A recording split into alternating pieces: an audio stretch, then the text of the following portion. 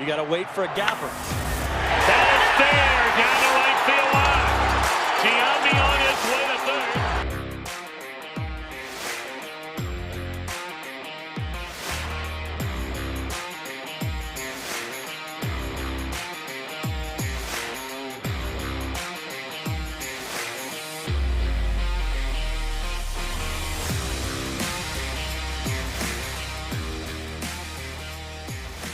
And they're going to wave him around.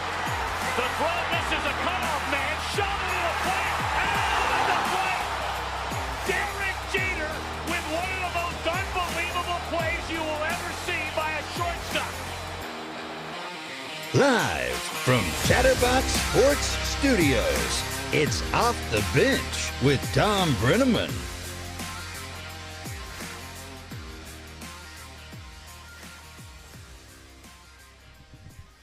Well, gentlemen, good morning, and good morning. I am coming to you from a remote location, a little bit south of Cincinnati. Be heading back up to the moderately cold weather, I guess, relatively soon. Gentlemen, good morning. How's everybody doing today? Paul, Casey, you guys all right? Yeah, we're doing good. Doing good, Tom. How's everything going down there? How's the weather? Okay, here we go again. It's Peach and Calm time. Okay, so I've got – this is our fall that I'm on. Okay, so if I take off the there's a delay. What? There's a delay in what I'm hearing that's coming through to be able to talk to you. Does that make sense? Oh, wait. No, do you have the YouTube video pulled up as well? That's probably what you're hearing. Mute the YouTube video. If you can hear that. Mute the YouTube. Okay. Now can you hear us? Uh-oh. He just muted us is what happened. You need to unmute the computer and mute the YouTube video live. I think we're good now, right? Can you hear us though? Are we good now? Can you hear us, Tom? You know, this is why. No, can you hear us, Tom? This technology stuff makes me crazy. Can you hear me?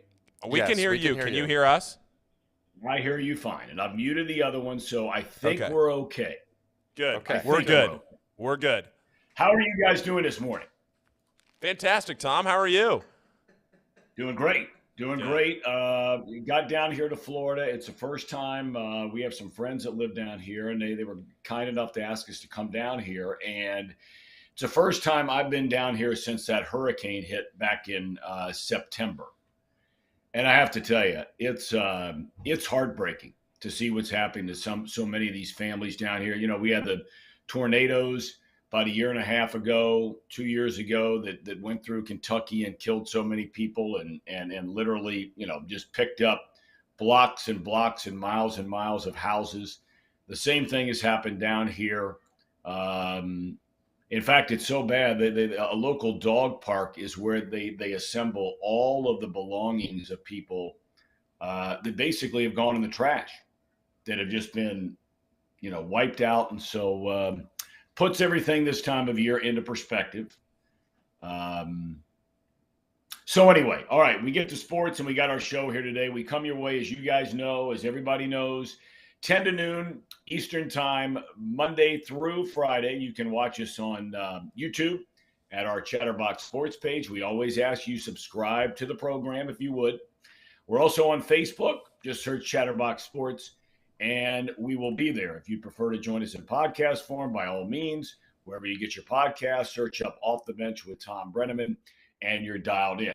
So the Bengals back to the practice field today. In fact, Lyles with an extra day to heal up some bumps and bruises along the way before the Monday night game in Cincinnati.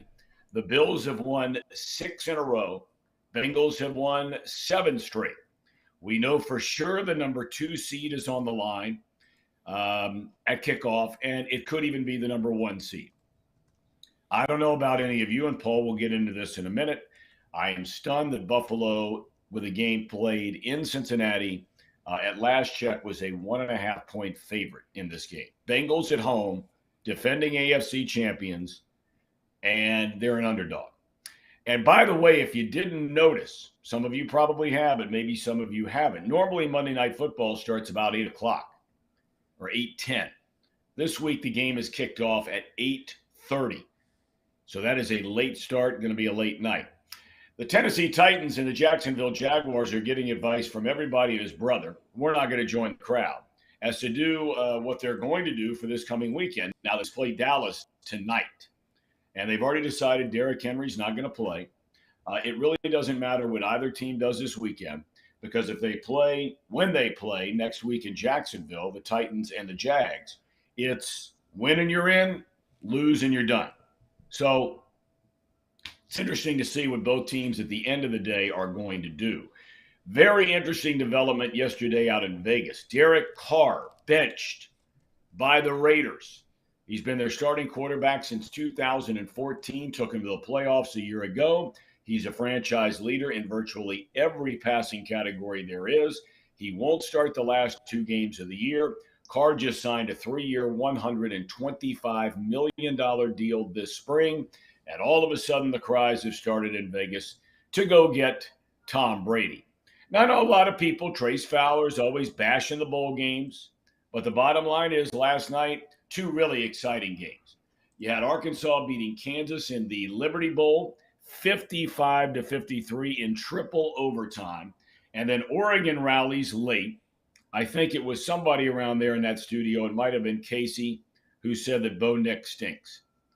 He led Oregon to the victory in the final minutes in the Liberty Bowl to beat Carolina by 1. 3 more games today. The best game today, 2 ranked teams, Texas and Washington. We're 48 hours and counting to the college football playoff. 2 extremely intriguing games. We'll talk more about that today and especially tomorrow. We'll be joined by Mac Engel from the Dallas-Fort Worth Star, who is in Phoenix covering the game. We'll get his TCU perspective. And then we'll hear from longtime legendary writer out of Columbus, Tim May. He is in Atlanta covering the Ohio State-Georgia game. College basketball. Paul was dancing in the streets of Manhattan last night. Xavier gets a good win, 84-79 at St. John's. The Muskies are rolling. They're now 11-3 on the year. And UC opens conference play tonight at home against Tulane. All right, boys. Tell me, first of all, I have to ask you this question. Reed Mouse just posted a short while ago that ESPN has predicted every game in the NFL for the rest of the season. I don't know if they're running them through some computer or whatever it is they're doing and algorithms and all that kind of thing. Did you see what they are predicting the game to be here on Monday night, the score? Did you guys see this? Up. Yeah, we have it pulled up. We'll show people. Take a look at this. They are predicting the Buffalo Bills are coming to Cincinnati and destroying the Bengals by a final score of 37-9. I mean, Paul, you're a big, algorithms guy. Casey, you're dialed in on all this sort of nonsense. What sort of algorithm would be punched in that would lead you to believe? And look, I don't know any more than they do. I don't know any less than they do. But who in their right mind really believes that Buffalo would come in here and win 37-9? Did you see the rest of the scores? Like the Commanders scoring. No, let's put it back up there. Yeah, here. Look at the one right above it. The Commanders 41-10 against the Browns with Carson Wentz starting. I mean, Texans got the scoring Raiders, 30 on the Jags. That, they got the Raiders with a backup quarterback who's making his first start now that they've benched Carr. Are we sure they have the Raiders beating the 49ers? Are we sure this isn't a Reed Mouse troll job? I mean, this is bad. I don't see a single score on here that makes a whole lot of sense. Because even the scores where teams win that make sense, maybe except the Chiefs, like the amount of points scored don't make a lot of sense. Yeah.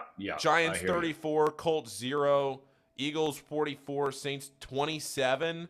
I mean, Bucks 24, Panthers 21 could happen, but I mean, even the games where the result looks like it matters and makes sense, the scorer looks off. Well, look at the Jags. How many times has a team scored 16 points? Think about it. It doesn't happen often. Yeah, well, clearly they're using something here to come up with these numbers. But I could see where they project the Bills to win because Vegas. A lot of people are saying the Bills will win, but to win 37-9, that's like somebody gets hurt or the Bengals choose to bench people kind of numbers. It's disrespectful. Yeah, that's wild. I mean, look, these are really smart people at ESPN. I mean, they obviously they have incredible resources. So whatever it is they're doing or whatever kind of computer projections they're not like hiring a bunch of 14-year-olds sitting around in a basement to come up with this stuff. Although you look at some of those numbers and you wonder if that's not exactly what they did. But what computer algorithm could possibly spit out with a straight face some of the numbers that are on those projected scores for this weekend? Madden, the video game. I mean, even that was kind of unbelievable. Yeah. It's so weird. It's such Brandon Sejo does that thing where he plays the model right all year long. We've talked about this. Has he done the one for the Bengals game yet this week? Brandon, have you done the model for the Bengals this week yet? Did you do that last night? Yes. What was the score? The Bengals. I gotta check the score. Give me a second. They won. Bengals won according to Brandon's projection. And that's on Matt. We're waiting on the score, but the Bengals won.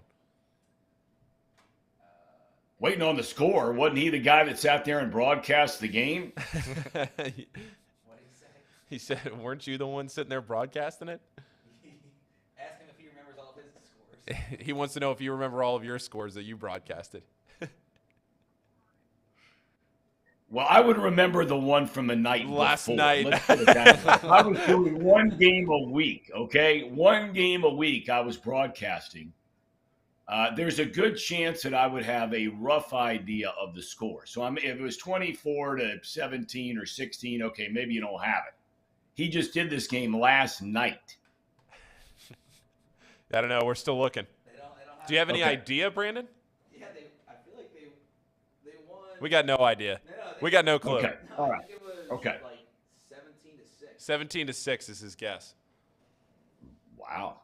Low Okay. scoring. Now, I mean, that to me, that's almost as much of a shocker, knowing what kind of offenses these two teams have. That's almost as much of a shocker as 37-9 Buffalo. I mean, to think that you would get 23 points combined. What's the over-under in this game, Paul? The total, it's kind of moved around a little bit. The total right now is sitting at 49.5. It's gone up and down, but now it's back to where it opened at 49.5. Okay, and where is the money going right now? I ask you these questions all the time about where is the majority of the money going and where's the big money going? Yeah, so the majority of the bets are on Cincinnati at 1.5. 64% of the bets are on Cincinnati, but Thom, 88% of the money is on Buffalo. So The big money. Yeah, that's a 52% discrepancy there between the money and the percentage of the bets. That's huge. You don't see that too much. I'm just curious. Will you check the money line? The money line? Oh, yeah. It'll, See hold on. what the Hold on. Yep. On the money line, everybody's on the Bills as well, 75% and 83%. So they're getting what they thought they were going to get out of this game as far as bets go, I think.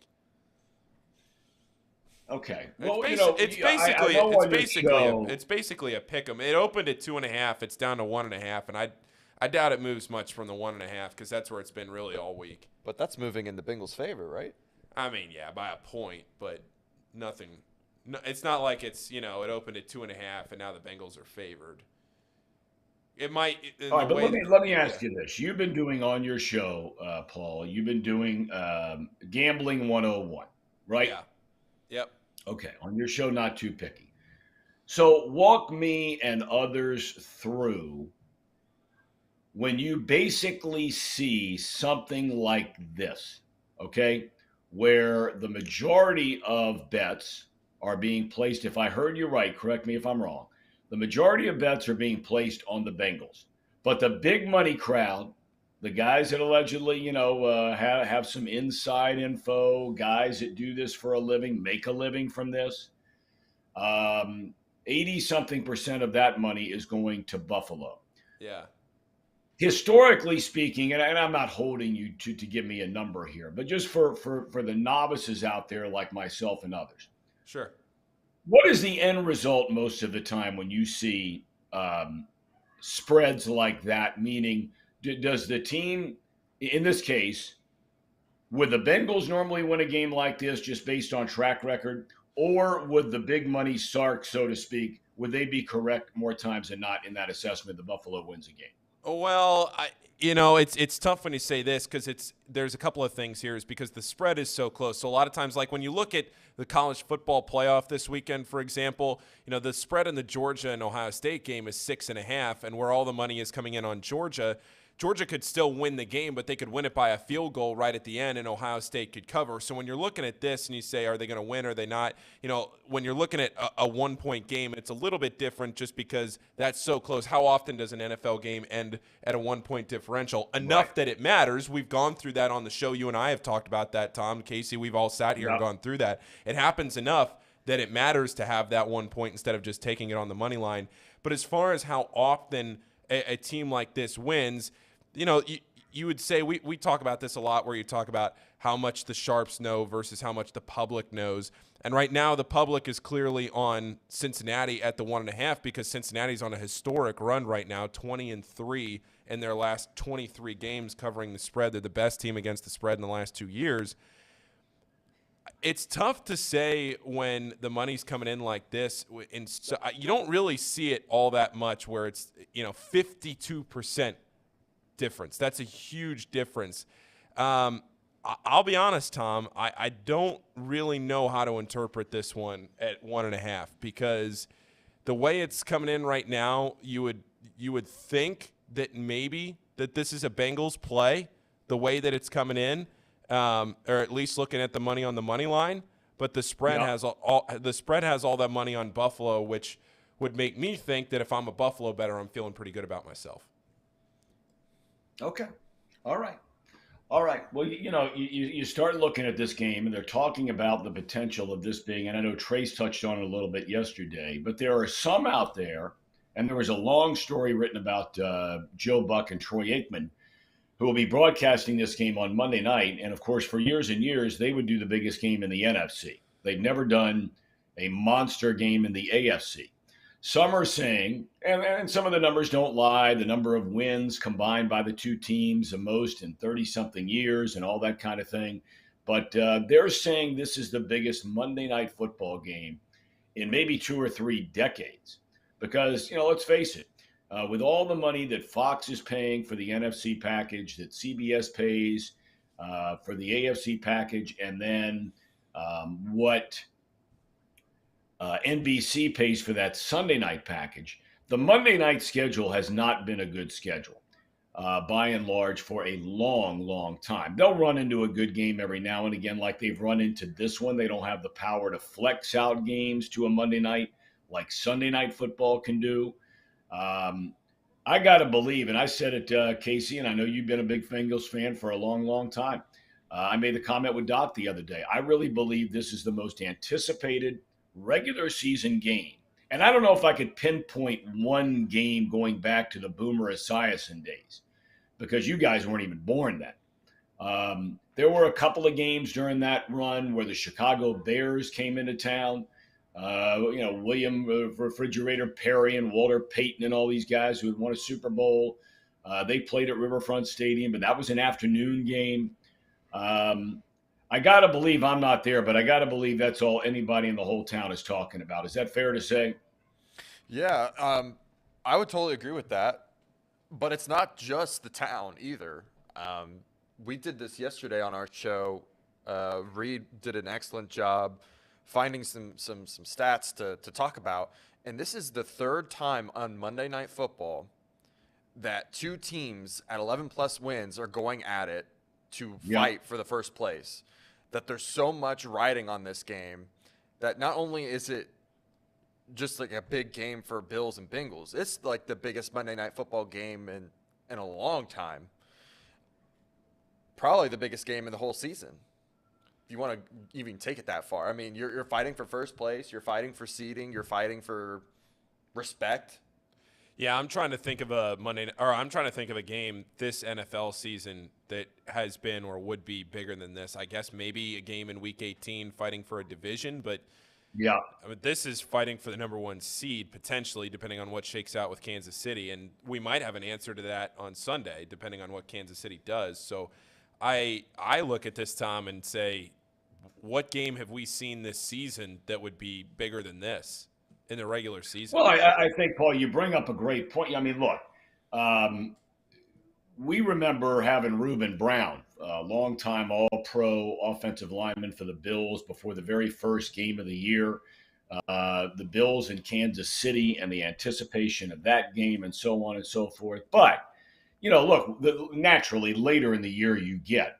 And, the season opener, you can get beat by 40 and you don't even remember it unless, and this was the case, unless the number 1 seed would be at stake by the time you hit Week 18, which it very well could if Buffalo wins this game, wins out, Kansas City wins out. Buffalo, because of that early season win over the Chiefs, would be the number 1 seed.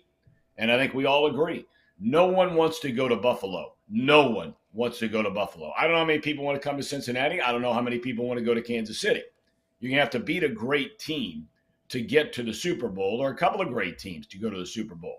But Buffalo, a little bit different animal. You got a chance to have 4.5 feet of snow on the ground, temperatures like we had last week in Cincinnati, wind chill, -20, -30, whatever it might be. So, this is a huge game, but I don't know how you guys feel, especially now with the news about Derek Carr.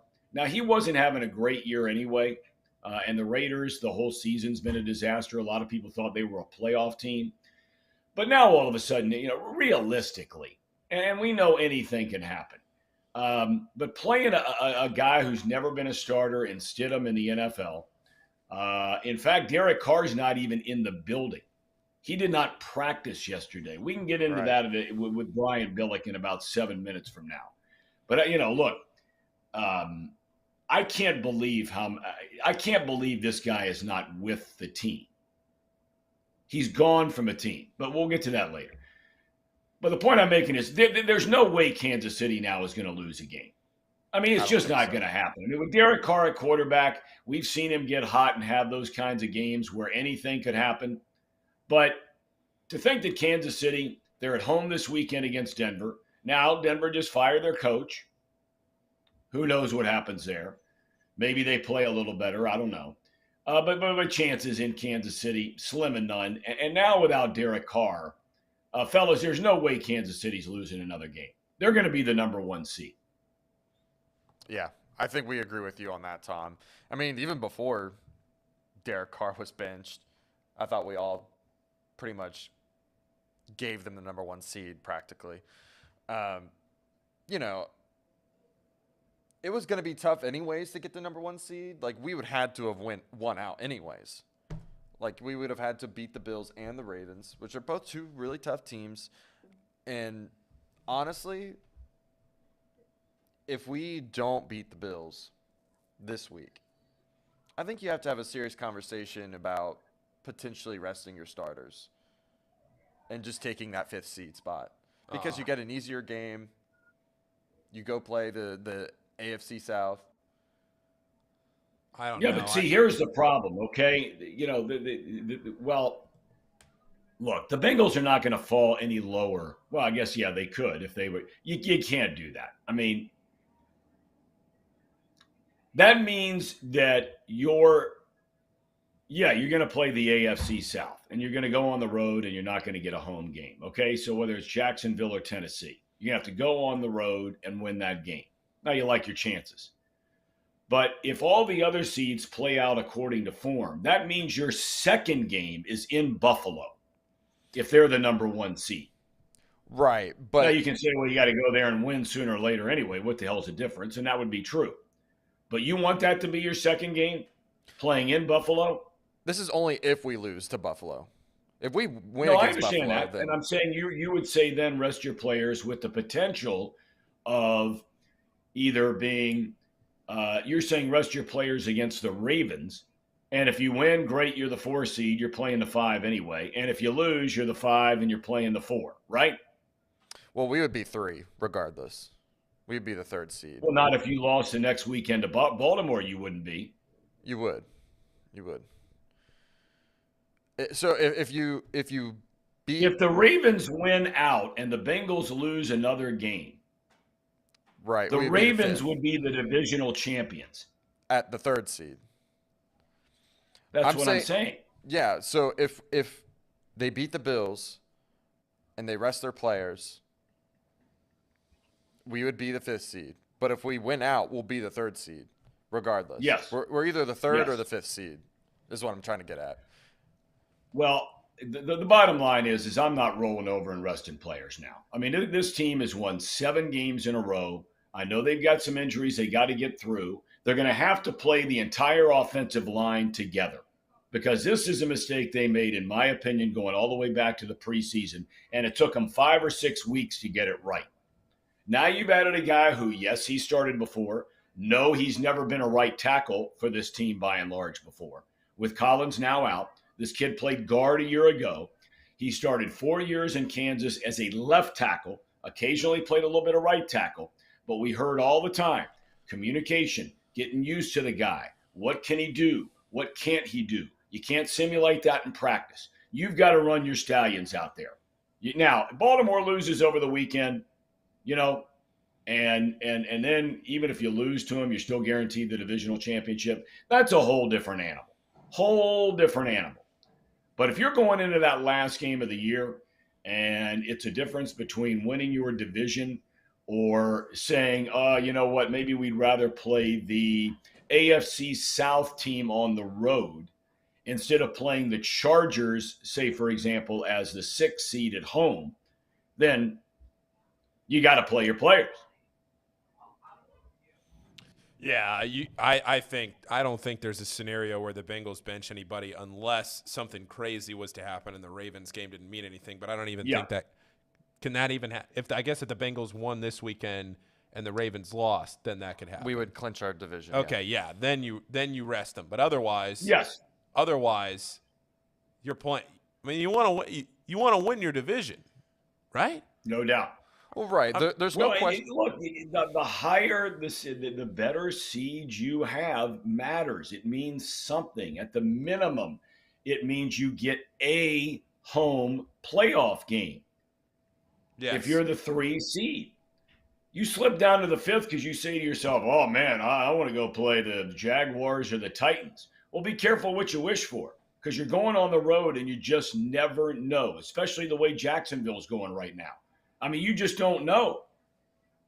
And I know the Chargers are playing a little bit better. I get that. I think we all agree the Chargers are a better team than Jacksonville.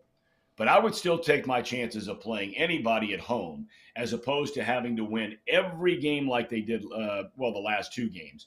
They had 1 home playoff game against the Raiders last year. The NFL is not littered with teams. In fact, I think there's only been 2 ever that won every playoff game on the road to get to the Super Bowl. That's not a combination for trying to get back to the Super Bowl. Period. End. Do we have Brian Billick yet? No, we do not. All right. Well, let me know when he checks in because we want to talk to him about this game. We want to talk to him about the Derek Carr situation. What's that like?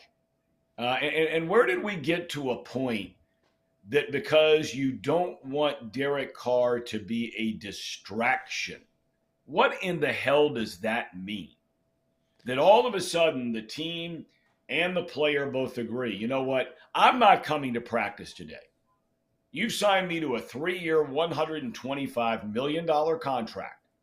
And we've seen examples this year where guys have been demoted. Matt Ryan comes to mind. Now, granted, Carr's been with the Raiders forever. Ryan's only in his first season in Indianapolis. But could you have handled things more like a pro than Matt Ryan did when he was benched initially in Indianapolis? Said, I'm going to show up here every day and try to be the best backup quarterback I can and help the other guys. And now the Derek Carr thing, he's not coming to practice. Well, they told him not to come to practice. What's that? It was mutual, right? That's what I'm saying. But I mean, where did we get to in a society where all of a sudden these are grown men? You mean to tell me that you can't have the guy show up? He's supposed to be a leader. He's a captain of the team. And with 2 games left in the year, you're telling your captain, hey, man, sorry you got benched. Stay home for a couple days. Is that cool? Am I the only one thinking about this? Well, I mean, the way I thought about it, and maybe it doesn't make as much sense because he'd be sitting the bench practically, the 3rd string, but he's trying to keep his health, right? If he agreed mutually to it, he's probably exploring options. The team probably said, all right, go try to find yourself a trade. You know, there's probably multiple different reasons, and they can't execute a trade yet. So they're probably, in my mind, what I think happened was they found a trade partner. They can't execute a trade yet, so we're going to rest him in good faith that we're going to execute a trade later down the line. You're not risking any health issues. And it's a win-win for Derek Carr because he's moving on. He gets to go somewhere new, and he's maintaining his health. But well, look, at 3rd string, it doesn't make sense. Well, I know, but all of that I understand. I get all of that. And there may be some truth to what you're saying. Maybe, they decided, okay, one day to stay away from the facility, working on it. All those things you just said could be true. But I'm talking about the simple understanding that this is an employee of the team who's been a great employee for a long, long time and been an integral part of success in your franchise, especially since making the move from Oakland to Las Vegas. He's a popular guy. He's popular in the locker room. Davante Adams made the comment. He played college ball with Carr, and Carr was a big reason why he left Green Bay to go to the Raiders. Outside of the money, of course. I hate to be cynical, but I mean, come on. But all of a sudden, I just don't know. The point I'm making is by Derek Carr coming to practice, and even if he's doing what the normal number 3 quarterback would do, okay, it could be running scout team, it could be doing whatever it is they do with a number 3 quarterback in practice. He's not going to get hurt. Isn't there something to be said? If I were Derek Carr, I'd be saying, hey, look, this situation stinks, but if you think for a second I'm not coming to practice to earn the respect of my teammates, I mean, what are his teammates thinking? All of a sudden the dude loses his job and all of a sudden he doesn't have to come to practice anymore? Something's wrong with that.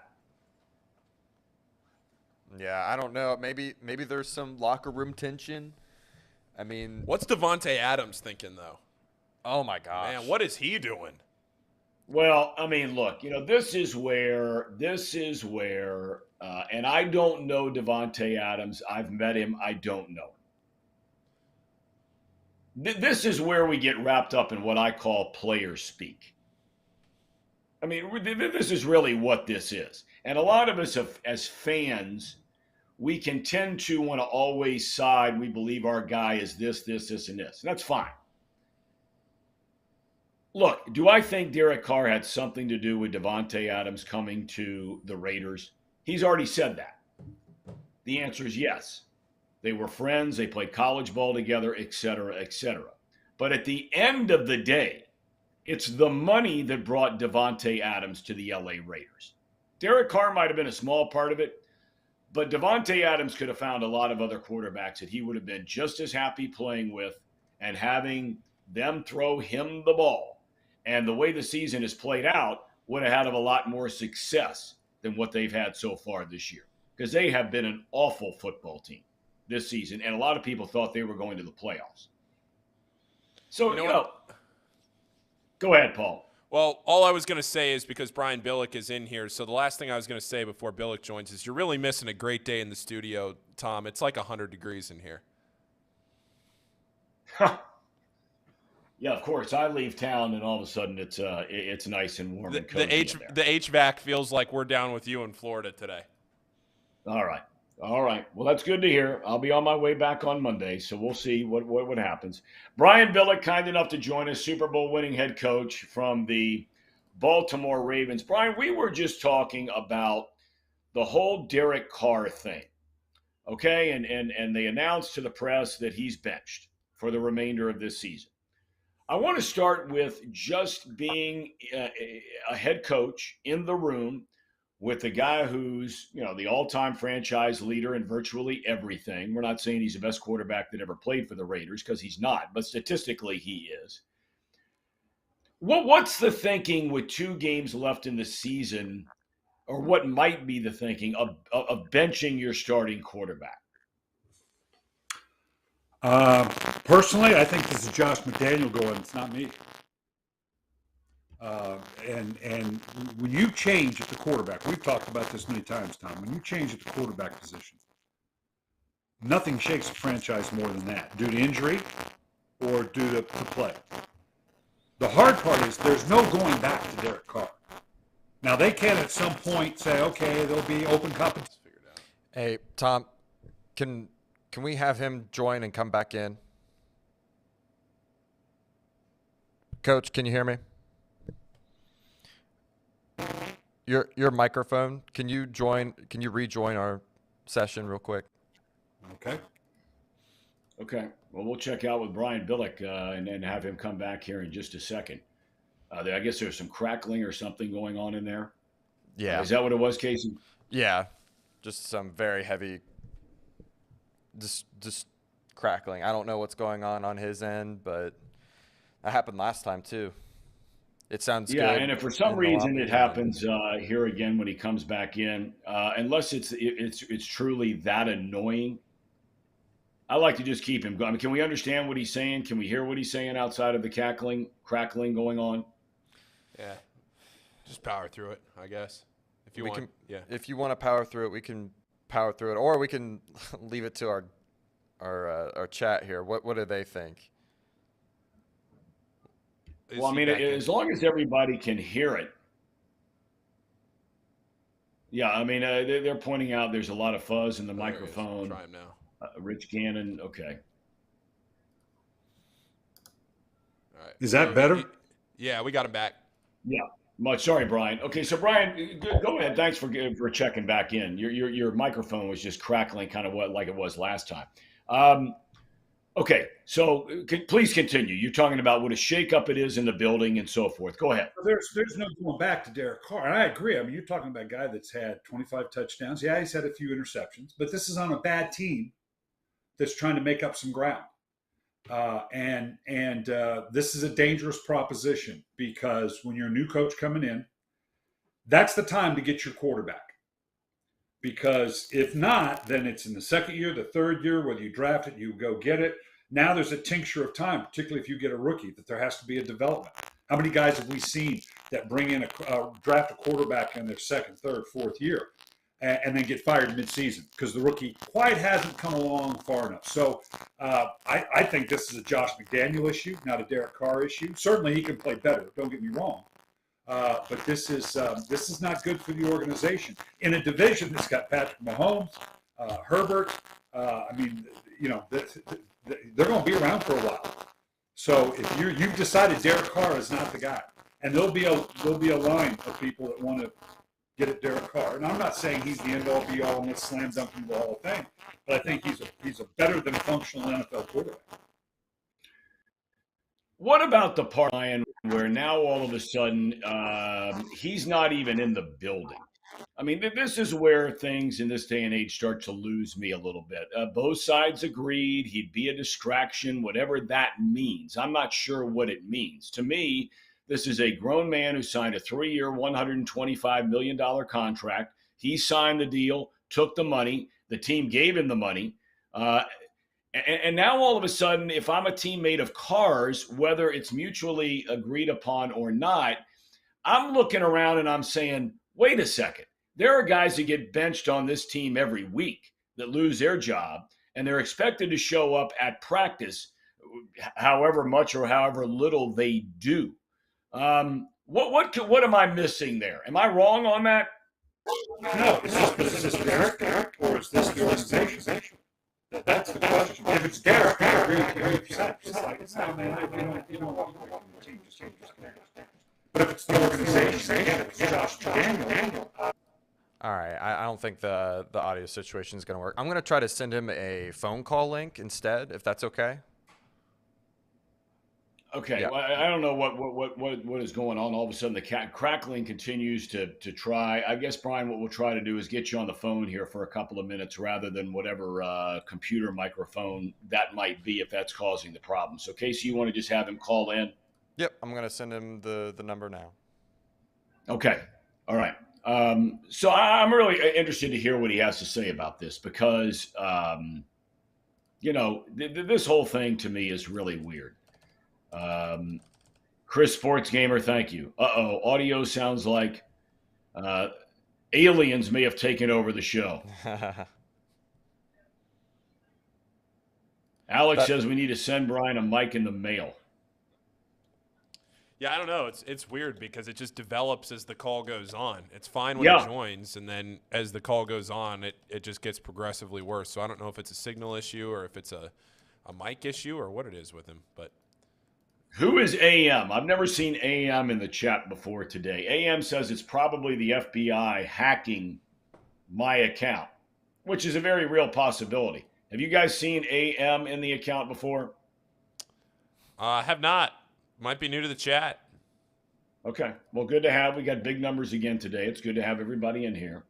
And hopefully we'll get Brian back because, he's been in this situation where you've had to do things like this. Now, for him, and I don't recall, and we'll ask him about it if we get it back, I don't recall him ever having to bench a guy. He lost some star quarterbacks through the years, and especially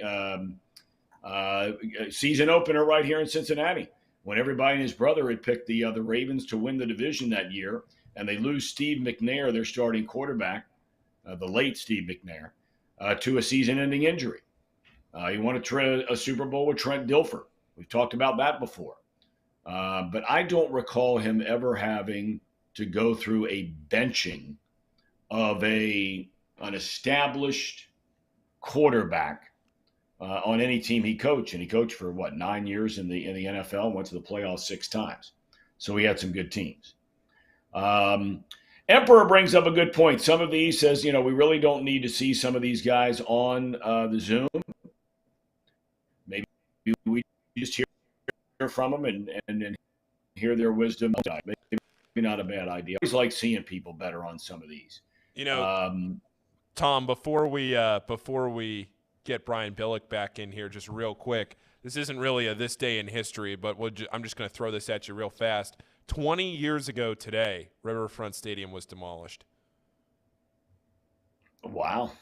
20 years. Wow. I'm surprised that wasn't on my website I check out. 20 years ago today, Riverfront Stadium was imploded.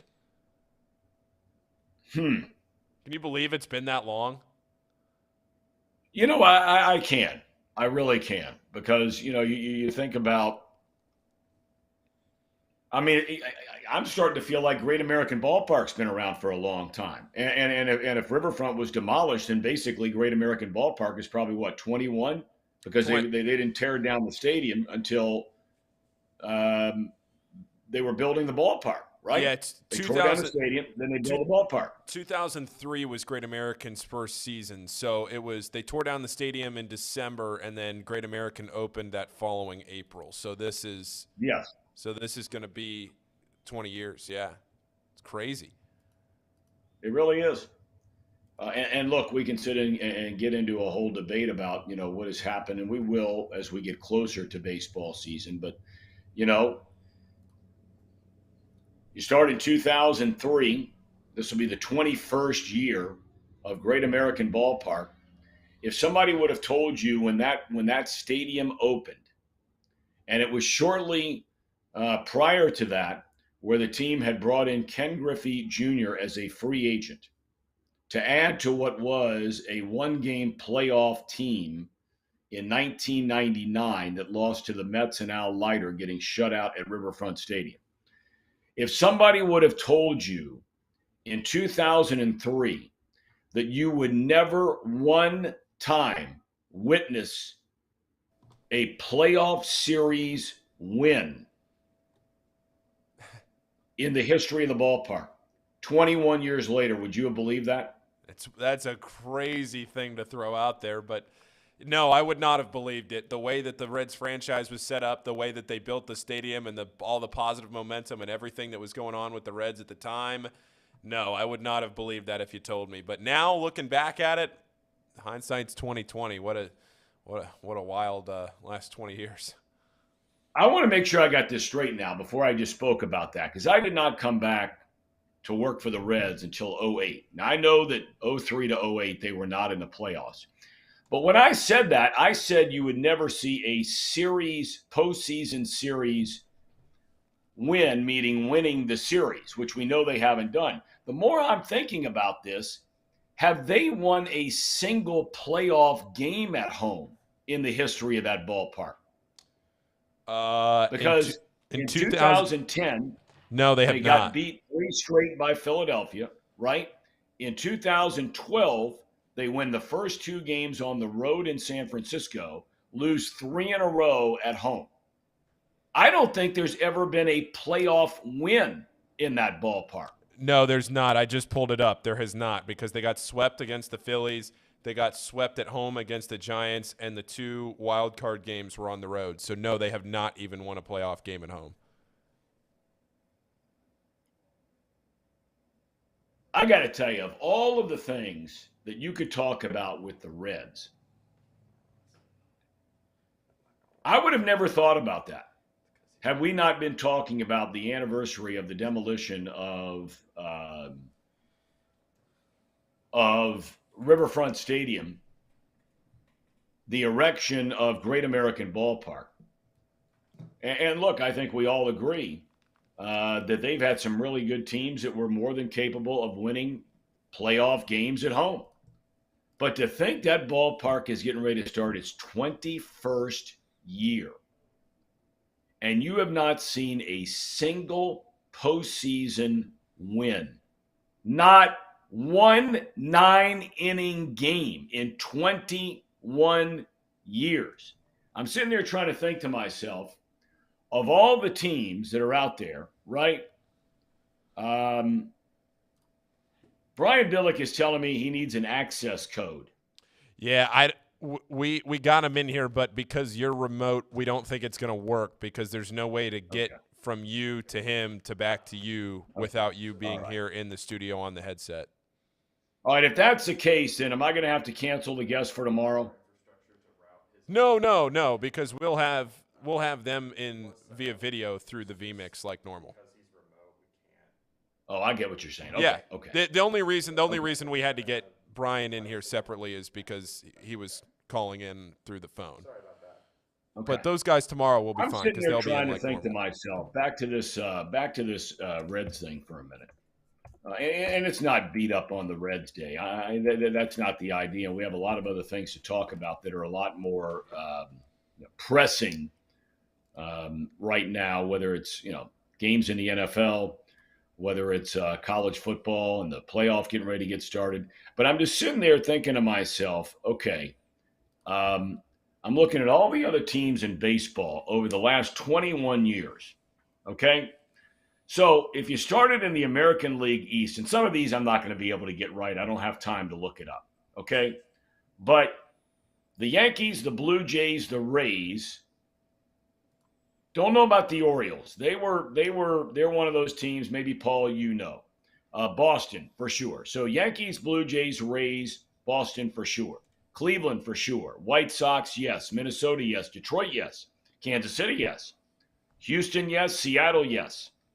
Angels, interesting question, the Angels. Another shaky one. Rangers, a little shaky. A's, yes. Braves, Mets, yes. Phillies, yes. Marlins, yes. Nationals, yes. Cardinals, Brewers, Cubs, yes. Pirates, yes, have won a home playoff game over the last 21 years. Game, not series, game. Dodgers, Padres, Giants, Diamondbacks, Rockies, maybe. There might not be 4 teams in Major League Baseball, and we know for sure the Reds are one of them, that have not won a home playoff game in 21 years. Well, the Rockies were in the World Series, so they've definitely won one. Well, I was talking more about Arizona. I'm trying to think if they've been to the playoffs a few times. I think they've been to an LCS during that time frame, once or twice. So, and Baltimore is the only one I don't know about for sure.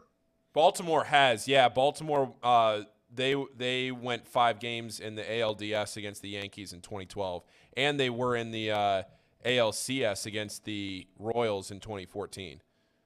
Oh, okay. I forgot about that. Yeah, they swept the Tigers in the ALDS in 14. Okay, so there you have it. As far as we can tell, the Reds might be the only team in Major League Baseball that has not won a playoff game at home in the last 21 years. And we know the team overall has not won a playoff series since 1995. And that's when they beat the Dodgers in the opening round. In the division series, right when that first started up. And then they got swept by the Atlanta Braves 4 in a row. The Pirates have. The Pirates beat the Reds in a 1-game playoff. Somebody was asking, have the Pirates done it? The answer is yes. And if I'm not mistaken, I think they actually won a game or 2 in the next series once they advanced. They had A.J. Burnett pitching for them back in those days. I think they won a couple of games in the playoffs over the last 20 years, not just the 1-game playoff. All right, fellas, the college football playoff. Paul, I want to dig into your expertise here a little bit. You know, these 2 games, and not because I have rooting interest in both games. I got my TCU sweatshirt on here today, getting ready. But, you know, these 2 games are really, really interesting games and intriguing games because it seems like the running theme for each of these games seems to be, and you guys correct me if I'm wrong here, you could see either game being a massacre, right? I mean, in theory, you could see Georgia blowing out Ohio State, and you could see Michigan blowing out TCU. Yeah. I mean, you got one team favored by 6.5. You got the other team favored by 8.5. But then you have the possibility or the idea that what if, and that's every sporting event, but what if that or that, just 1 or 2 little things happen, and all of a sudden you could see these being really tight games, exciting games coming down to the end. Do you guys agree with that assessment? That basically has been the feeling of what could be for each of these 2 games? Yeah, I mean, I think the Georgia-Ohio State game will end up being probably a better game than the Michigan-TCU game will be. But at the same time, when you look at how Michigan and TCU – I mean, if you're looking at the gambling numbers, which is I think why you teed me up on that one. Yeah. Michigan and TCU is pretty much 50-50. It's not. It's slightly to Michigan, but it's pretty much 50-50. The public's split on it. Michigan's down to 7.5 right now. It's at 8 in some places, but – it's a high total there, 58.5, but not as high as Ohio State and Georgia at 62.5. And the money there and the bets, everything in that Georgia game is coming in on Georgia. 80% of the bets, 82% of the money, everything is coming in on Georgia in that game, which would generally tell you, if you followed us here, that you're probably looking at Ohio State there to cover the 6.5. I tend to think that the Ohio State-Georgia game will be good, but the thing that people keep reminding me or that I look at when I look at how Georgia has played this year, Georgia has played exceptionally well in every game that has mattered this year. Yes, they played Missouri close. Yes, they played Kent State close. There was one other game that they played that was kind of a mediocre performance. But in all 3 games that mattered, in the SEC Championship, when they played Tennessee, and when they played, what was the other? There was a third game that Oregon in the season opener. LSU. LSU. Yeah, season opener, yeah. Yeah. All 3 of those games were blowout wins for Georgia. They all were games that Georgia cared about, got up for, and won decidedly. So it makes me think that if they've coasted through the other games and then roll up to basically what amounts to a home game on Saturday, an hour or two, I don't know how close it is to Athens. But it's basically about an hour. It's basically a home game here for Georgia. You roll up there and you play Ohio State in a game that matters for a chance to win back-to-back national titles and start to really build what could potentially be, I don't want to say a dynasty because it's the SEC and it's hard to win, but this is a Georgia program that's starting to look like, are they taking the mantle away? Like, is this a Georgia team that's really asserting itself in the SEC? And they clearly have over the last 5 years, and now they have a chance to really cement that with back-to-back national titles, which could be by beating Ohio State and Michigan, two Big Ten teams that the rest of the country regards as the second-best conference in college football. You could potentially beat Ohio State and Michigan, the two best teams in that second-best conference. That'd be a huge statement for Georgia, and if they did it and decided in big fashion, like they have in the games that have mattered this year, then I could see that happening. I really could. I could see Georgia winning this by 14 points, but the public and Vegas seems to think that they're not moving the line around, which if I'm a Georgia fan would make me very nervous. Well, here's the deal, okay? There is no question about it that Ohio State is the best team that Georgia has played all year long. They didn't have to play Alabama during the regular season. Their crossover games, they didn't have to play LSU during the regular season. Not that they were any great shakes. They beat them in the SEC championship game. And you're spot on, Paul, in that assessment of the big games, okay? But every game in college football, by and large, is a big game. And, there are two things about Georgia. Number one, look, they're number one. They're the defending national champions. They are what everybody else, including Alabama and Ohio State, wants to be right now going into this college football playoff. You want to be the number one team. But they've played games this year that if they play like that against Ohio State, they're not going to win. Case in point being the Kentucky game. Now, their defense shut down who I thought was a very overrated quarterback in Kentucky. Good player, really good player. We'll see what he does in the NFL. Maybe he'll go on to be the next Tom Brady. I have no idea. But if they play that kind of game offensively against Ohio State, they're going to get run out of the gym. Number two is, you dive inside some of the numbers, and the Georgia secondary is not by any stretch of the imagination a highly thought of secondary. They're young. They've had injuries. There have been games where they have given up a ton of passing yards. Now you can say big deal, Tom. You're not a stat guy. Did they win the game? Yes, they won the games, and to me, that's all that matters. But I'm telling you, I don't think in any form or fashion, I don't agree with those who think that, and Paul, I'm not suggesting that you're saying that's going to happen, but I don't see for a second Georgia rolling Ohio State. Can I see them winning? Of course. Rolling up on them, I don't see it happening. So would you say that 2 touchdowns is rolling, or would yes, you still? 2 touchdowns is rolling up in a college football playoff semifinal game where you have two of the, and let's face it, the entire year, Georgia and Ohio State were ranked number 1 and number 2 in the country the whole year, right? So most people felt like before the debacle for Ohio State against Michigan, most people felt like these were the 2 best teams in college football the entire year. Now, Michigan obviously has made a point to the contrary by what they did to Ohio State, and we'll see what they do against TCU. Speaking of, what's the money like on the TCU game? Yeah, it's about 50-50. Both ways, bets and money. It's about 50-50. It's slightly to Michigan, 52-48, but it's pretty much right down the middle. Okay. All right. Well, I'm being told by Zachary, stop it, Tom. Georgia will roll the Ohio State University Buckeyes. All right, fellas, are we doing picks tomorrow?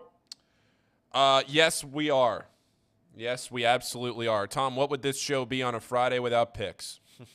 We'll talk to you. And all of a sudden, I'm one game behind Casey. He's in big trouble of sinking into the number 3 hole. Casey, any thoughts on that? This is the eve of you going into third place for the first time all year long. Do you have any thoughts? You know, the last week's picks, I did terrible. I didn't do any like hardcore research. This time, it's over. I have a sneaky suspicion I might go undefeated. Whoa, he's digging into the numbers this week, Tom. Undefeated. Undefeated. I'm gonna be the second one to do it. Okay. You being the first. You say so. Yeah, we'll talk to you tonight. We'll shoot you a text, Tom, and figure out which games we're going to pick tonight, so you can take a look, so we don't blindside you like we did last week. All right. Do you want to get in, because we're starting to get into a couple of decent bowl games.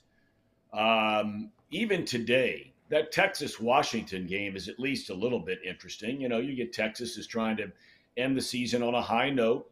We'll be seeing Texas more than likely next year in the Big 12 taking on the UC Bearcats because they're not expected to go to the SEC for 2 more years. So you got Texas, and then you got Washington. The Penix kid who is at Indiana, I wish so badly that kid had not left Indiana. Quarterback now at Washington has had a monster year, one of the most exciting players in all of college football. That will be, or potentially could be, an entertaining game. Do you want to pick that game tonight or no? Let's just keep it to the weekend games. Let's keep it to the weekend. Okay. Yeah, because I'll go back in tonight and check it all out. So let's keep it to the weekend. Okay.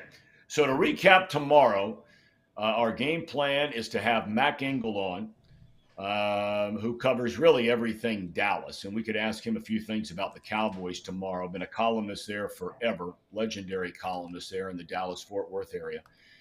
And he's already in Phoenix to get ready for the TCU-Michigan game, which, of course, is an afternoon game, 4 o'clock game on Saturday. And then we're going to talk to Tim May. I'm really excited to have Tim on the show. I'm not sure there's been anybody ever that's covered Ohio State football better than Tim has for the better part of 30-plus years. He is in Atlanta and will be covering the Ohio State-Georgia game, which will be an 8 o'clock game on Saturday night. So those 2 guys scheduled tomorrow. Thank all of you for your patience today. One of me being in a remote site, not knowing anything about technology. Thank you to Casey and Paul for getting me through the early jitters of technology, getting us on the right path. And Paul, before we go, your Xavier Musketeers continue to roll on. Yeah, it was a fun game, Tom. The mic'd up game, and I think we're going to talk a little bit more about it here on Box Lunch and Not Too Picky as soon as you're off here. But yeah, it was a fun game. It was back and forth in the last 10 minutes of it. Xavier's up by 18 at one point. But, yeah, getting into conference play. Kentucky stinks. Kentucky's terrible. UC starts conference play tonight. You're getting into some good portions of college basketball. So I know there's football. What in the world? I know you said you're going to talk about it. This Kentucky thing, you know. Well, here's the thing, Tom. The problem with Kentucky right now, they're going to go into the new year without a quad 1 win, which basically means they don't have an NCAA tournament resume right now. Now, the good thing is that the SEC is the second best conference in the country, and you look at Alabama, Tennessee, Arkansas, Kentucky. Obviously, it was picked to have a good year this year, but there is a lot of opportunity. Mississippi State's having a good year. There's a lot of opportunity for Kentucky in the conference season to pick up some wins, which is good for the Wildcats. But if they don't, if they get into the middle part of January, late January, and they don't have wins that are stacking on their resume, they're going to be unranked, and they're not going to have an NCAA tournament resume, and then they're going to have a lot of work to do in February and into the SEC tournament. And I don't understand what Calipari's doing. He's not playing lineups that are conducive to winning. He's playing 2 bigs together in 2022 when they can't shoot the ball. Severe Wheeler's not a good point guard. I just don't understand what he's doing. I don't get it. I watched the games. I watched almost the whole game last night. I watched the UConn-Villanova game last night, which was incredible. I don't really get what Calipari is doing at Kentucky right now. But that's just look, he's got a track record. I mean, you can't argue with a guy's success wherever he's been, going back to what was it? It was UMass is where he first made his name. Isn't that where he was? Yeah, at UMass? yeah, he was at UMass. And then he went on from there to Memphis and, Kentucky and all these kinds of things. And so, look, he's got a track record. And they are enormously talented.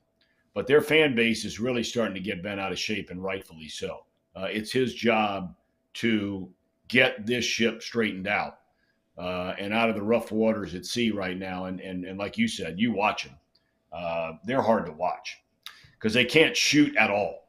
I mean, you hit the nail on the head. They can't shoot at all.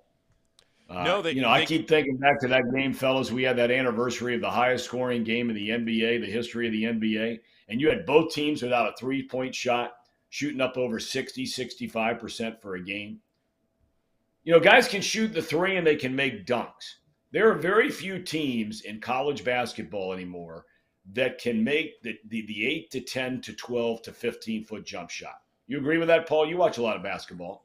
Yeah, I mean, it's basically become, and you see that a lot now, where it's basically become you're playing around the rim. If you look at the heat charts and the shot charts from where these players are shooting the ball from, it's either the perimeter or it's right around the rim in the paint. You're not getting a lot of that 15 to – because, it's just not as high a percentage of a shot now as if you want to step back another 4 feet and get an extra point out of the shot. So, yeah, but Kentucky's problem, you hit the nail on the head right now. They brought in a couple of guys. You bring in C.J. Frederick to expand, your shot selection and what you can do on the court. And I mean, he's only made 19 threes on the year. Antonio Reeves is supposed to be your best shooter. He's 31 to 74, 42%. That's pretty good, but he's not the best shooter on the team. That's Cason Wallace, who's a freshman who probably should be running the point on this team. So I just don't understand. Kentucky's got issues, and I'll leave it at that. And they got to figure it out quick. Okay. All right. Well, and once we get past some of this football stuff, and especially the college football playoff semis this weekend, Bengals on Monday night. Monday's going to be a huge day for us. We're still putting some, dotting the I's and crossing the T's as to what we're going to be doing on Monday. But I'm sure it's going to be a big-time day here on Chatterbox and all the build-up to that game here on Monday night. Again, that's an 8:30 kick. But a lot of good games this weekend, which we will talk about at length tomorrow, along with being joined by Mac Engel and Tim May. So, gentlemen, I'm going to turn it over to you guys. We'll be back here tomorrow at 10 a, rearing and ready to go. All right. Sounds good, Tom. Thanks, Tom. All right, boys. Have a great day. Appreciate it. All right. You want to? Now we'll be good. All right. We're good. We're off. Tom's off. Thank you, Tom. All right. So we're going to roll into Mike. Mike's going to join here in just a second. Mike Schmaltz. He'll join here in just a second for some picks. Trace is here. Reed's here. And I want to run a quick 30-second here, and I'll get up there. Yep. All right. At United Dairy Farmers, we've perfected freshness in our family bakery, where we use only the finest ingredients, like thick, high-quality glazes on our signature donuts, before delivering them fresh from bakery to store every day. UDF, made for you. If your AC or furnace is struggling, turn to the experts at Bartell's Heating and Cooling. Their certified technicians get the job done right the first time, and if you need a new unit, Bartell's will give you upfront pricing with no hidden fees. Plus, ask about Bartell's 0% interest financing for 60 months. Learn more at bartellsheatingandcooling.com. Bartell's Heating and Cooling, for a comfortable way of life. Eli's Sports Bar and Grill, proudly sponsoring high school football with 3 locations in Mason, Liberty Township, and Ross, Ohio. Our 10-foot screens guarantee a great view from every seat in the house. Eli's Sports Bar and Grill, the best place in Cincinnati for sports, food, and fun.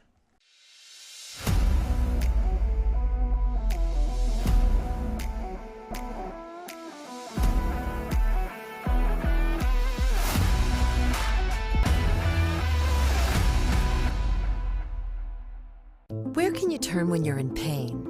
Turn where more high school, college, and pro athletes turn. where your neighbors and weekend warriors turn. Turn to Beacon Orthopedics and Sports Medicine and get superior care on your schedule. That's the Beacon difference. Check out our fresh arrivals at Jake Sweeney Used Cars. Over 250 used vehicles weekly. All makes, all models. From economy to luxury, Jake Sweeney, the original used car superstore.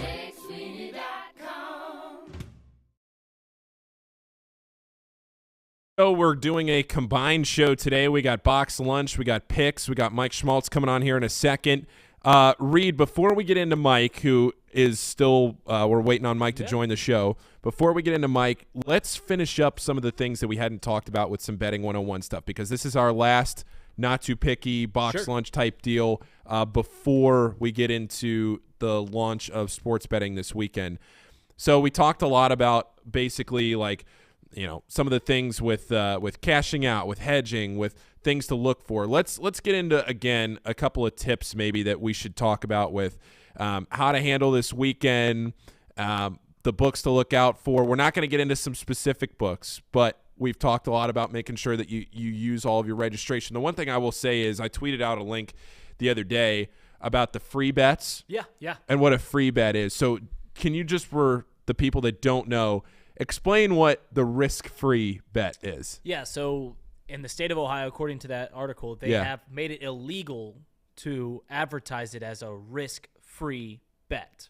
Yeah. And that is because it is not actually inducive to risk-free. You don't get your money back when you make these bets. So say you see that it's a $500 risk-free bet. You bet $500 on a game. It misses. So then you think, oh, okay, I'll just get $500 back. They give you $500 in playthrough money and credits and free money, not actual your cash back. So you actually have to play through that dollar. Again, that's what it is. It's not a risk-free bet per se. It is just a way to get credits back on the sports book if you do lose your bet. Yeah, it's not exactly it's not what you think it might be, and it's risky because you know people that will put a lot of these sites advertise, you know, $1,000 risk-free bet. But if you're not going to get your money back, if you're not going to get that back in withdrawable cash, because the other thing is, and this article pointed it out, let's say you get that money back in 5 $200 risk-free bets, right? You get 5 $200 free bets back. One, you got to hit all 5 of those bets to get your money back, which you only have a 3% chance of doing. Crazy how hard that is. Right. Just to put that in perspective, how hard it is to say go 5-0 on a night. You have a 3% chance of doing that. But even if you do go 5-0 and you hit all 5 of those bets at close to even money, if you hit them at minus 110 odds, you're still losing what we call the juice. That's the money that Vegas takes when you're not getting those exactly even odds at plus 100. So, it's not the best when you're looking at the risk-free bets, which is why you're not going to see that in Ohio. Ohio doesn't have all of the same huge promotions and big bets that we've seen like in New York. New York was really the state that put a stop to it, not because New York did anything, but New York's bets were so good. So many thousands of dollars were available to the general public out of New York that because of what happened in New York, that's kind of put a stop to the new states that are launching. So it was like the sports book where the parents, the first kid came around and kind of let the first kid do what they wanted to do, and they realized, all right, we've got to tighten up the ship on some of these things. Yeah, exactly. So Mike just texted me and said he's going to be on here in just a second. But yeah, it was crazy how many thousands of dollars you could legitimately get from the state of New York free. But are there any other things that come to mind? And I'm going to put this into the chat. We have Trace here. We can talk about this more here in a second. I'm sure we'll talk about it tomorrow. But if there's anything in the chat with just how things are going to work, they've said that this will launch at midnight, at 12:01, that you'll be able to get onto your phone and start putting bets in, which it begs the question, if this Ohio State game goes into overtime or, God forbid, somebody gets hurt and there's a half-hour injury delay and we're sitting there at 12:15 in the fourth quarter, are we going to be able to live bet this game? Is that the idea? In theory, yes, but do you actually believe that at 12:01 the geo tracker is going to allow you in that sports book? Is that because that's what they're claiming, right? That's the idea, and it already knows. Like if you go on to some of these apps right now, it already says that you're in Ohio. Like some of the apps that you click into, it'll say, "Sorry, please wait another 3 days" or whatever it is.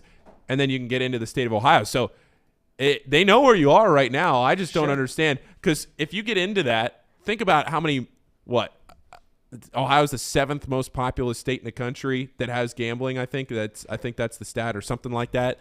And all of a sudden, you're going to get 1 million people trying to log into the same app to put the same bet in, because everybody's going to bet on Ohio State. Everybody in Ohio is going to bet on Ohio State. Right. 95% of them. So everybody's going to log in, and let's say it's an even money bet right there at the end of the game on Ohio State. Everybody's going to try and throw all this money down. Are the servers going to get overloaded? I mean, it's a wild thing to think about. Right. I mean, imagine the first day at 12:45. That Sunday. So the first day we're going to get a full it's going to be a nightmare. We're going to get a full NFL slate. You're telling me millions of people getting on these sports books. Granted, there's so many sports books to there's like 25. To divvy out the traffic, but 12:45 comes around, 15 minutes before first kickoff. There's going to be a lot of bets being put in. Yeah, I just don't understand. You're going to get that little thing that says, "Hey, servers, please allow us just a minute." Is there anything else? I'm looking at the chat. Is there anything else that we didn't cover in the Gambling 101, or is there anything that people want to know just about how it's all going to work? I see Alex saying he's going to sign up for whatever book partners with Chatterbox. Might have some news on that. Good news. Might have some news coming on that soon. Don't want to overstep any boundaries here, but might have some news coming on that soon. But I'm thinking, there's Mike. What do we got on today, Mike? We got a quarter zip. We got a Nike quarter zip, but it doesn't have any OU branding on it. It doesn't. You know why? It's black. You know why? Why? Because we're going to be in the black once this app stuff hits. January 1st, we're going black. All right. And this is our new color. Also, is in the black good? It's not in the red. Good. You're in the black. That means you're making money. You're in the red. You got problems. Yeah. I thought that was in the green. Is it green's green? Good too, but in accounting terms, in general terms, in the black, you want to be in the black. Mike, did you get a haircut? I did. You look Holly good. Haircut. You got I timed it out. I timed it out about 14 days. So you want the optimal regrowth, so you don't look like you just got a freshie. So it looks like and it worked out really well this year. Looks great. You look great. December the 14th, I think, was my day. 14th or 15th.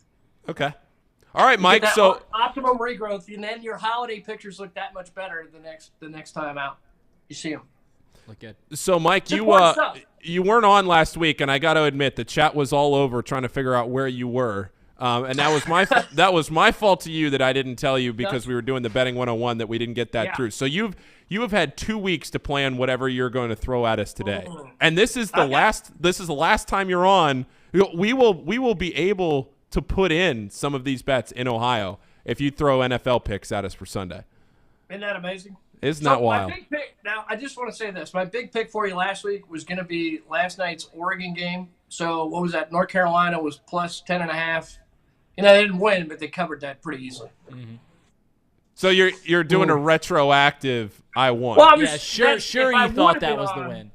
In Mike's you asked me for the long-term value pick, right? That was going to be it. In Mike's defense, he did tell me that yesterday. That I don't believe you. I think this is a conspiracy. It's a conspiracy. It's an inside job. You guys are just looking in hindsight. I don't have any Xavier stuff on, so it can't be a conspiracy. True. All right. What do you got for us today, Mike? You ready to go? It's a lot of bull things. I got engulfed in this. This is unbelievable what's happened this morning. I mean, my head's going to explode. You just got to dump it all somewhere. Are you ready? Oh, we're ready. We're ready. We've got Ohio, my Bobcats, and Wyoming. I'm going the money line for the Bobcats. I think the Bobcats can score. They average 32 points a game. Wyoming gives up 21. Wyoming gives up a lot of pass yards, 219 a game. Ohio passes for like 285. I know the backup quarterback's in there. I know they got smoked by Toledo. But we've had a little time to work on this, and I don't think Wyoming's very good. Take it. Okay. Yeah. Bobcats. All right, Mike, I do appreciate the Porsche above your head. You're just flexing the money that you're going to be able to look at that. Yeah. Got to have goals. Got to have goals. You don't have a Porsche? Goals. No, not yet. January 2nd. Once we're in the black. See, now you're getting me. The Porsche's I'm red, on- though. So I'm that means on we're gonna have board. to spin a little. I'm on Porsche board. appropriately red means we're going to be set back a little. We'll win that back by the third. So it's By not the gonna be- third, yeah. By the third, we're After still Monday good. Night Football. Bet responsibly. This is going to be great. It's just a whole new world. Chill out. All right. Now I've got Notre Dame, South Carolina. Okay, too many unknowns for Notre Dame. Like Mike Mayor's not going to play. That line is 2. South Carolina is a plus 120 on the money line. I think I'm taking that. How about that? Okay. How about that? God, we need that branding. need We that need the branding. We need the How hoodie. about that? How about that? How about that?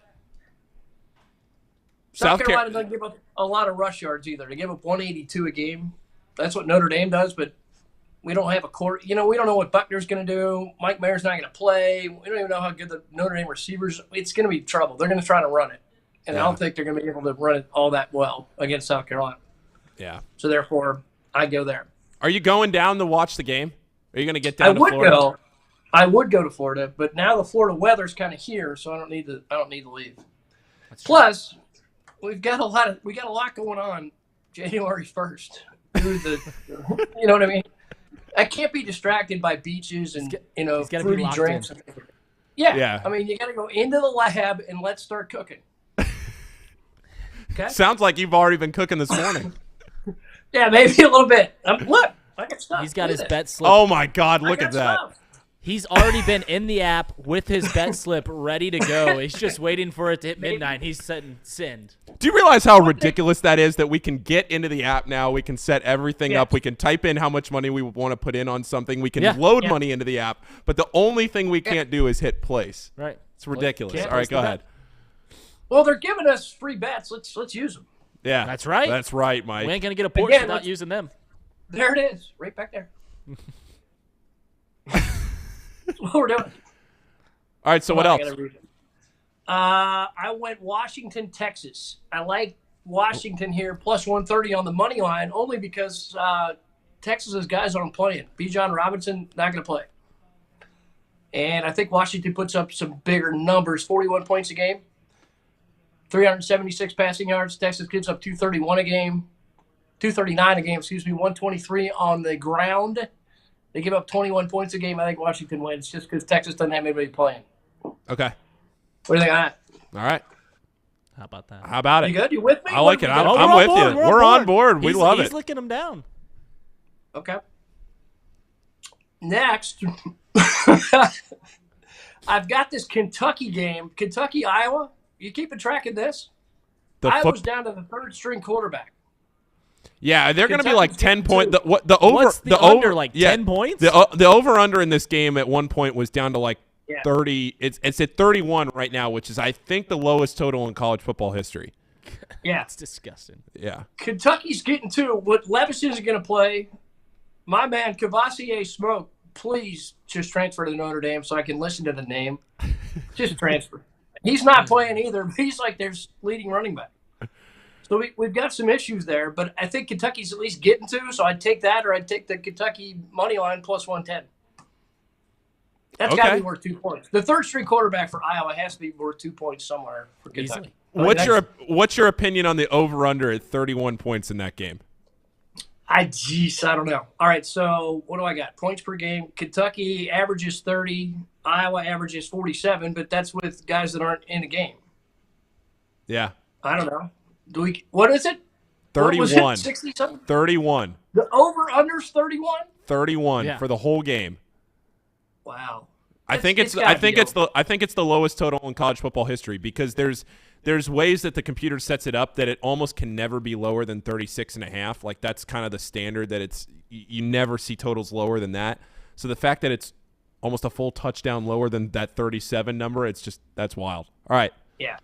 You're looking at a guy though for Iowa who hasn't played. He hasn't played all year. Yeah. It's got to be over 31. He's got to be worth like a turnover. He's got to be worth something in that transaction. Yeah. Fumble return, something. Something's going to get messed up there. Both the running backs in that game are from Cincinnati. Caleb Johnson from Hamilton, awesome? Jatom McClain from Fairfield. True. All right. What else you got? Now I went to Michigan, TCU, and that's a hard one. I couldn't find a pathway for either team to win. So I went. If I'm going to do it, and I probably won't, I went under the 58.5 at 110. Thinking they're keeping it on the ground, pound it. Yeah. Okay. TCU gives up like a lot of yards. Michigan doesn't give up any yards. Michigan gives up 85 rush yards a game and 192 passing. TCU gives up 150 and 235. But I don't know if that's worth plus 7.5. All right. How about that? TCU. So I went under, but I probably won't do anything with that. That scares me. Okay. That's fine. I went Georgia. As Casey says, you don't have to bet everything. Yeah, but we want the Porsche. It's true. It's true. Can't get the Porsche without betting everything. Goals, fellas, goals. Ohio State, Georgia. I'm taking Georgia minus the 6.5. Just too much offense for Georgia. Whoa, there it is. Okay. Mike riding with your dogs. Offense. 6.5. 6.5. He's riding with the dogs. Give me the bark, Casey. Give me the bark, Casey. We get it? We got it. Also, Jackson Smith and Jigman's not going to play in that game. No. No, he's not. Okay. So there's a touchdown right there for Georgia. That's one touchdown. Boom. There's your cover. Georgia does give up a lot of passing yards, though. 215. So we'll see how that goes. But I think I like Georgia there. That came to me. All right, here's my next one. I got Utah minus 125. Take it. Okay. Then I'll give you 3. This was just, I didn't look into this a whole lot, but Bengals +1. Let's just take the point and get the 110. Ooh, okay. Let's take the point. We can take them to win at like 105. Let's take the point. All right. Okay. 49ers minus 9.5 at 110. Take that. Jags -4 over Houston minus 110. I like the Jags pick.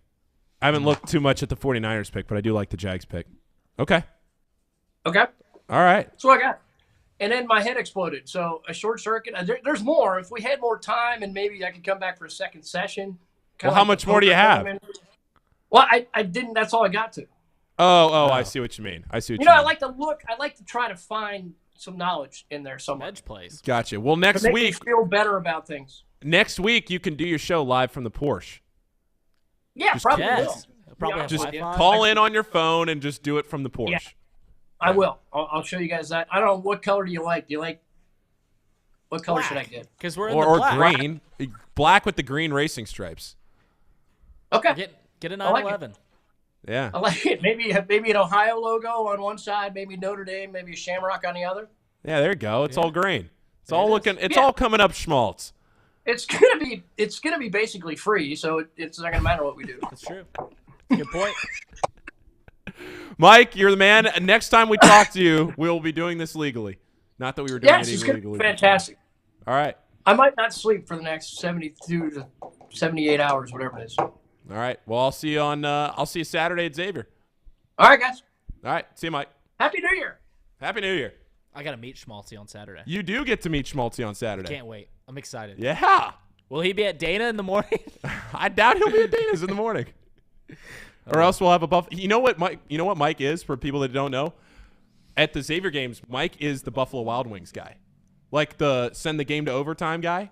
Mike is that guy at the Xavier games. Yeah. So every basketball game has somebody. Football has it too. Any game that's on TV has it. Timeout coordinator. Somebody that talks to the refs and controls when the game comes back from commercials, when you can play, whatever. So if the game has to stop for whatever reason to send it to a commercial or whatever, that's Mike. Mike is the Buffalo Wild Wings guy. Love it. I love it. I have shared those duties with Mike, and one year the producer was yelling in my ear. I had to stop the game mid free throw as they were going to bounce a free throw. The producer was screaming in my ear that we were in a commercial, and I was like, I don't know what you want me to do. They're about to shoot the ball. Right. I can't go steal it. I cannot stop the game. I cannot steal it from Trayvon Blewett right now. Yeah. What are we doing here? It was a wild experience. All right. That's Mike. That's not too picky. And now we're gonna segue here into the box lunch. So Trace, do you want to? you, brother? I'm down bad, man. Oh, I mean, no. Oh no. I gotta be honest. I've made a lot of money. I've made a lot of money on the situation that I'm looking directly at, and that is that Ohio State plays Georgia, and it's just not looking good at all. But Georgia can win and not cover. Yeah, but that's not how this goes. I'm just trying to give you. I know that that's the positive outlook. I know that people are probably like, "Oh, Trace, you're overblowing this." I've been down this path. I've seen this story before.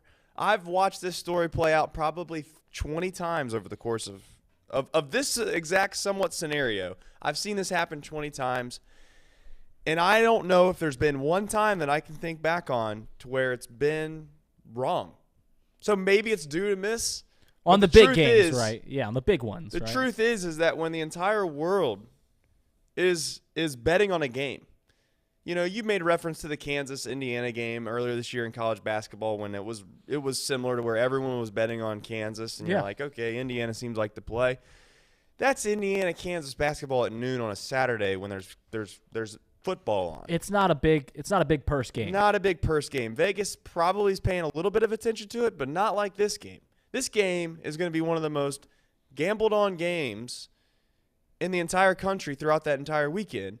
And they're just sitting there like dangling this carrot and like, hey, we know 80% of the money's on Georgia. We know 80% of the bets are on on Georgia money line. Actually, not money line, but 80% of the handle is on Georgia. 81% of the money's on Georgia. We don't care. We're not moving it to 7. Nah, we'll just keep it at 6.5. Got guys like Smalty out here Georgia, you got to win by a touchdown. Not a big deal. I'm telling you, man. I don't know how it's going to happen. I don't know why it's going to happen. I'm down bad. The beautiful thing is I've already accepted the loss in my heart. So it might not hurt. Only good. It might not hurt as bad. And maybe they do just kick a field goal and win. But most times, I'm telling you, I'm here to tell you, I've seen this before. More times than not, Ohio State wins this game by like 2 touchdowns. So Trace's system that he bets on is a religion to him. Very much. And it's almost like that girl that's really into horoscopes, and she's like, oh, man, the Tauruses are just not going to have a good day today. That's how Trace is when he sees the system and it's going against his favorite teams. There's 3 stories that I have. Last year, Trace would come in every week and would just be like, and he still does this. He's like, oh, you seeing that game? You seeing the system this week? The system went against his Bulldogs in the SEC championship for Alabama, and my man looked like a sad puppy all week. There was multiple times his forehead was right on the desk, just looking down like, I can't deal with the Bulldogs not beating Bama this week. Second story I have is this year in the Pac-12 championship, he took Utah, told everyone in the world to take Utah. And I don't know if you watched the first quarter of that game, but it wasn't close. USC was kicking the dog crap out of Utah. They get the ball back like on Utah's 20. It's 17-3 in the first ticks of the second quarter. And I asked Trace, I was like, you were pretty worried right there. And he's like, honestly, I just knew Utah was going to win. I don't know. It was 17-3. They have the ball on the 17-yard line. Could be 24-3 here soon. Wasn't worried. And, of course, he was right. And then lastly, the second that this game was announced, the college football playoff, and they put out the spread, Trace, who comes in here every Monday and goes, did you see the spread on that one NFL game? Do you see the spread on that one college game? I'll tell you what, the Chargers are going to kick some tail. He didn't bring up spreads or bets for like 4 days after the spread came out on the Georgia-Ohio State game. He sat real quiet about the gambling side. So he is down very bad, and I hope for his sake that they win by a field goal, because then he gets a double dip. He gets. I know he's going to take Ohio State. Yeah. And then he's going to get to win the Bulldogs game. I'll tell you what, though. Sean Spurlock, ginormous Ohio State fan. Trace Fowler, huge Georgia fan. The founders, the co-founders of Chatterbox Sports, they are on a collision course this Saturday at 7 p.m., and hopefully it goes to OT so we can bet on a live line. True. You guys want to talk about Monday Night Football really fast? Yes. So yes, let's get into it. Let's go into the first thing. So Monday Night Football, you guys, a lot of people have billed this game, and rightfully so, that this is one of the biggest Monday Night Football games in history. 2 11-win teams. It's only the 3rd time that this has ever happened. It's got all the trimmings to be just a fantastic football game, and I hope by all means it is. But I don't want to hear people talking about how this is the most important regular season Bengals game of our lifetime, of the season, because it's not even the most important Bengals football game that week from Monday to Sunday, because the Ravens game means much more to the playoff race than this Bills game does. Am I way off base in saying that? Obviously, this is two titans between the Bills and the Bengals, but the Ravens game means way more. If they lose to the Ravens, they don't host playoff games. Yeah, I guess the thinking would be that maybe that the Ravens game doesn't matter as much if they don't win this week, but that still doesn't really make a whole lot of sense because they could lose this week. Because if the Bengals lose this week and the Ravens win, then the Bengals still if the Bengals beat the Ravens in week 18, there's 4 outcomes for the Bengals-Ravens games, and 3 of them wind up in next Sunday's game being for the division. The only way that next Sunday's game isn't for the division is if the Bengals win and the Ravens lose. Yeah. So, I mean, am I crazy for thinking that this isn't, like, obviously it's a huge game, but to bill it as the most important Bengals game of our lifetime, regular season game of our lifetime? Well, I guess up to this point. I mean, I would say that all division games supersede out of division games. Yeah, I don't know. I just look at this game with Josh Allen where they haven't played each other, have they? No, not that I'm aware of. Yeah, not that I don't think they've played each other. So I think where you're looking at, because Burrow's played Mahomes, and you think about the 3-headed monster of Burrow, Mahomes, and Josh Allen, obviously. Yeah. When you think about those 3 quarterbacks, Burrow and Mahomes, we already have a sample size on that. They've already played 3 times. Burrow's won all 3 games. We don't have anything. We don't have anything to go on Josh Allen. So not only do you finally get this, but you get it on Monday Night Football too. That's where I think a lot of this is coming in. But I see your point. I don't know. Casey talked me, or Paul or Trace talked me off this take that it's obviously an important game, but I don't think it's that important. If that makes sense. Like you guys were telling me that the Bengals should rest players in that final Sunday game, and I've said, wouldn't it make more sense if you're going to rest players for a game? Wouldn't it make more sense to rest them in the non-division game that isn't for the division championship? To rest them in this Monday Night Football game? Well, I mean, I have some good news on the fact that if they do not rest their players against the Ravens, then as long as you're able to go, then there's tickets available for you guys to go to that game. Nice. Don't know how important that game will end up being, but if you're sitting here trying to convince me that this Monday Night Football game isn't more important than that Ravens game, I know where you're going with that. The Bengals can win this game against the Bills, and if they lose to the Ravens get the home playoff games. As long as the Ravens win out, yeah. As long as the Ravens win this following Sunday. week. Yeah, this Sunday. And I think the Ravens who are they playing? Steelers. They're playing the Steelers, so there's no guarantee there, you're obviously. Right. But that's a great point. You've heard me say this take before. I'm not gonna sit here and beat this dead horse. I undervalue home football games. I think that the number 1 seed is a incredibly important, not because you get the home field, it's because you literally can't lose in the first round of the playoffs. Right, you get and you get a bye and you get rest. You get the best of both worlds, right?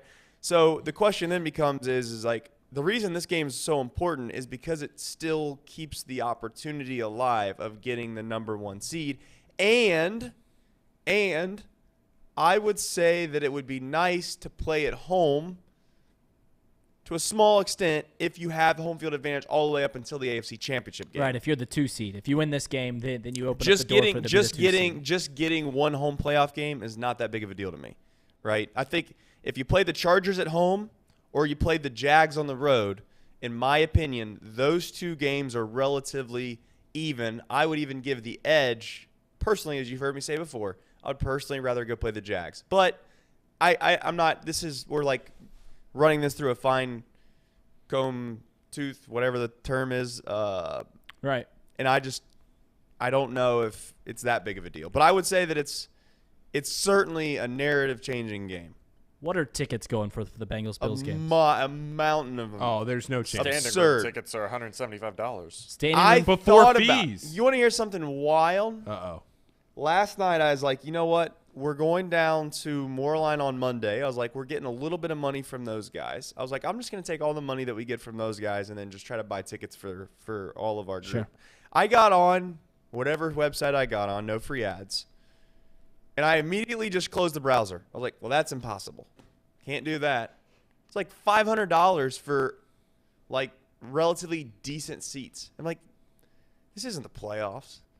This isn't the AFC Championship game, man. I've said this a few times now. 2 years ago, Joe Burrow's rookie season, you could buy season tickets, a ticket to all 10 home games, including the postseason or preseason games, for $200 total.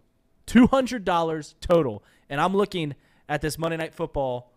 I'm looking at this site, and it's saying the cheapest seat they have is $242. Top of the stadium, nosebleeds, row 17, 305. So way the heck up there. And you're paying $242 for that. Yeah. Insane. And that's what winning will do. That's what winning will do. And the standing room right now, I think, is $175 before fees. Yeah, $175 before fees for standing room only. Which, to be quite honest, if I bought tickets at the top of the stadium, there ain't a chance I'm watching the game up there. I'm doing what Casey does, and that's walk around the stadium. So 2 tickets after fees, 2 standing room tickets after fees, $419.96. Oh my gosh, that's your total. Oh unbelievable. $419.96. Insane after fees. But it'll be great. I mean, it's going to be a packed house, and you'll see what a home field advantage truly is. So, oh well.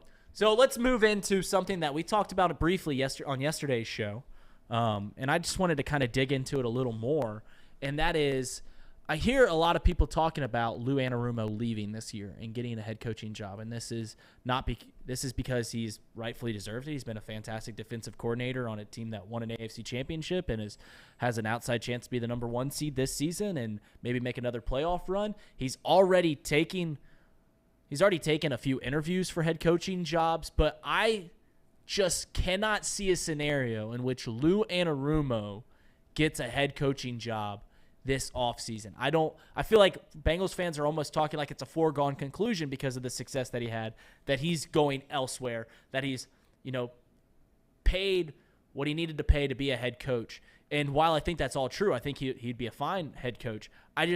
The way that head coaches are being hired in the NFL right now makes me feel Lou Anarumo isn't going anywhere. And that is mostly because ever since Sean McVay was hired back in 2017, teams aren't hiring defensive head coaches.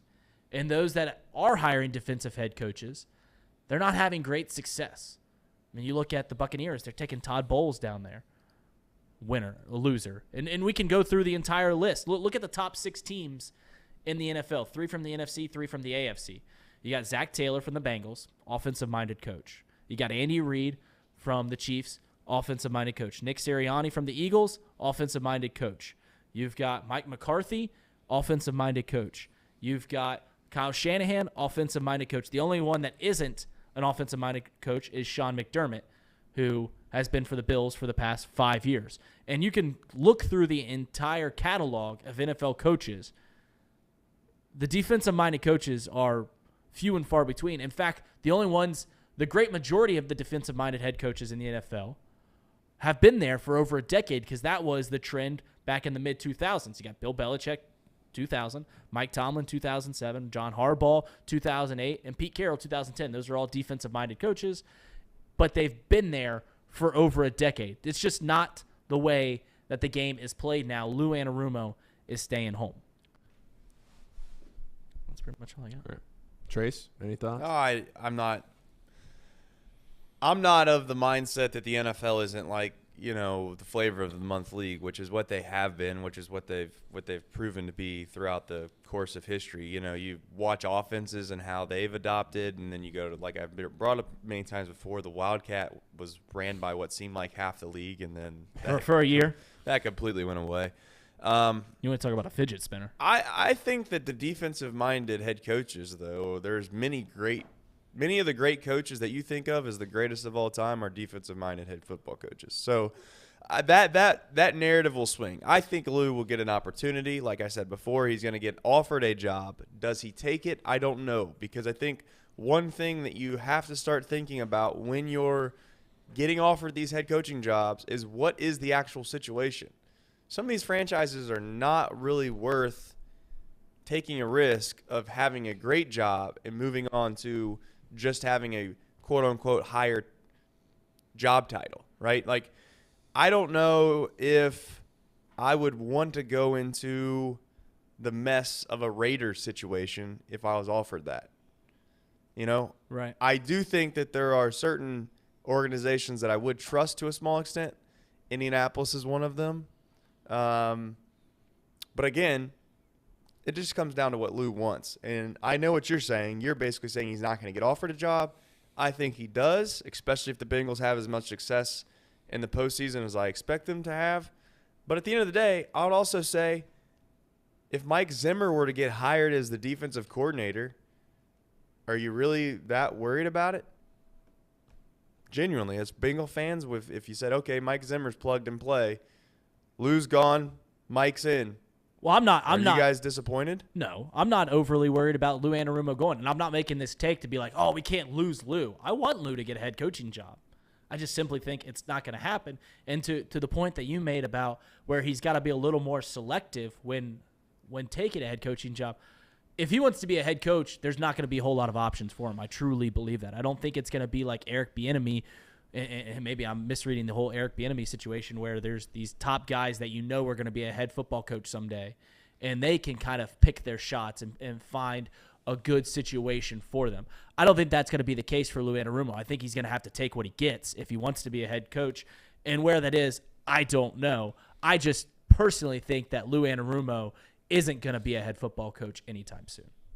Not that he doesn't deserve it. Is Eric Bieniemy a bad choosing interview? Not to go places? Yeah, I don't know what's going on with that. Because obviously he's been the name that's always been brought up, and it comes down to the whole kind of like you always get into that whole racial situation every single year with this guy because he's well qualified. He's not getting offered these jobs. I wonder if he's even wanting them, because there's a small part of me that maybe, just maybe, this is the tinfoil hat coming out like Casey's done in the past here. Did Andy Reid tell him that just said, hey, listen, if I can win one more of these things, I'm out of here. I'm done. That could be the case. I've done this long enough. I just want to win one more. I think we have it. We're going to get it done in the next 2-3 years at the max. You can leave if you want, or you can stay, and you're going to be the heir apparent. Something to think about. I think I've never thought about that, but yeah, that makes a whole lot of sense on too, because anytime a marquee job opens up, he's the first name that gets thrown around, Eric Bieniemy. I mean, he's been the offensive coordinator for the Chiefs team, and we all know how explosive their offense has been for over a decade now. Yeah, that makes a whole lot of sense. Kind of like what you see in high school all the time, where these assistant coaches could go get a head coaching job somewhere else. But well, look at Xavier. Right. Xavier for 25, 30 years was Thad Miller or Thad Matta. Thad Matta to Sean Miller to Chris Mack to Travis Steele. It was just one assistant after the other. Right. Travis Steele, when he interviewed at mid majors, but he interviewed and he just kept staying. He kept staying. And what do you know? Got hired. Didn't work out, but he got hired. It was a reward for him to stay. Now, whether he knew that whole time, him and Chris had been on staff there together forever.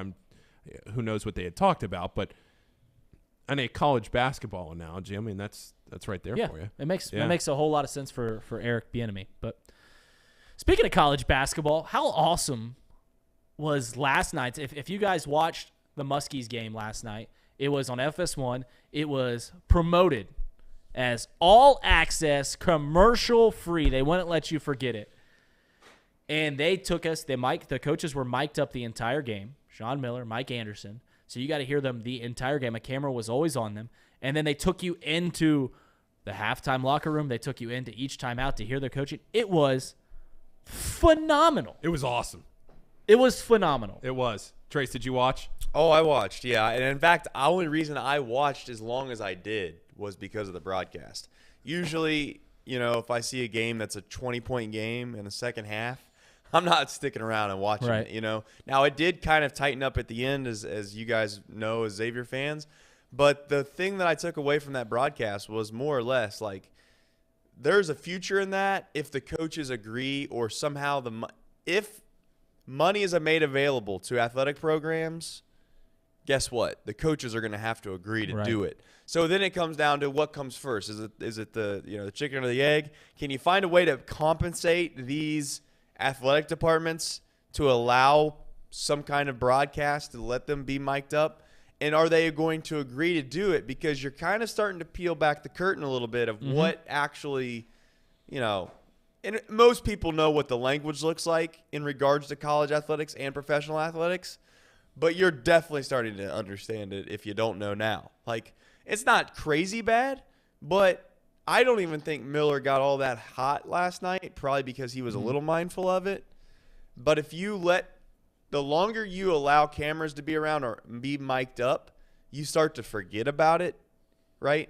Because I think there were certain times in the first half, especially, where Sean could probably tell that he was mic'd up, where a guy would make a mistake. He was censoring himself. And he was censoring himself. He kind of was just sitting there with his hands crossed, where he wanted to yell.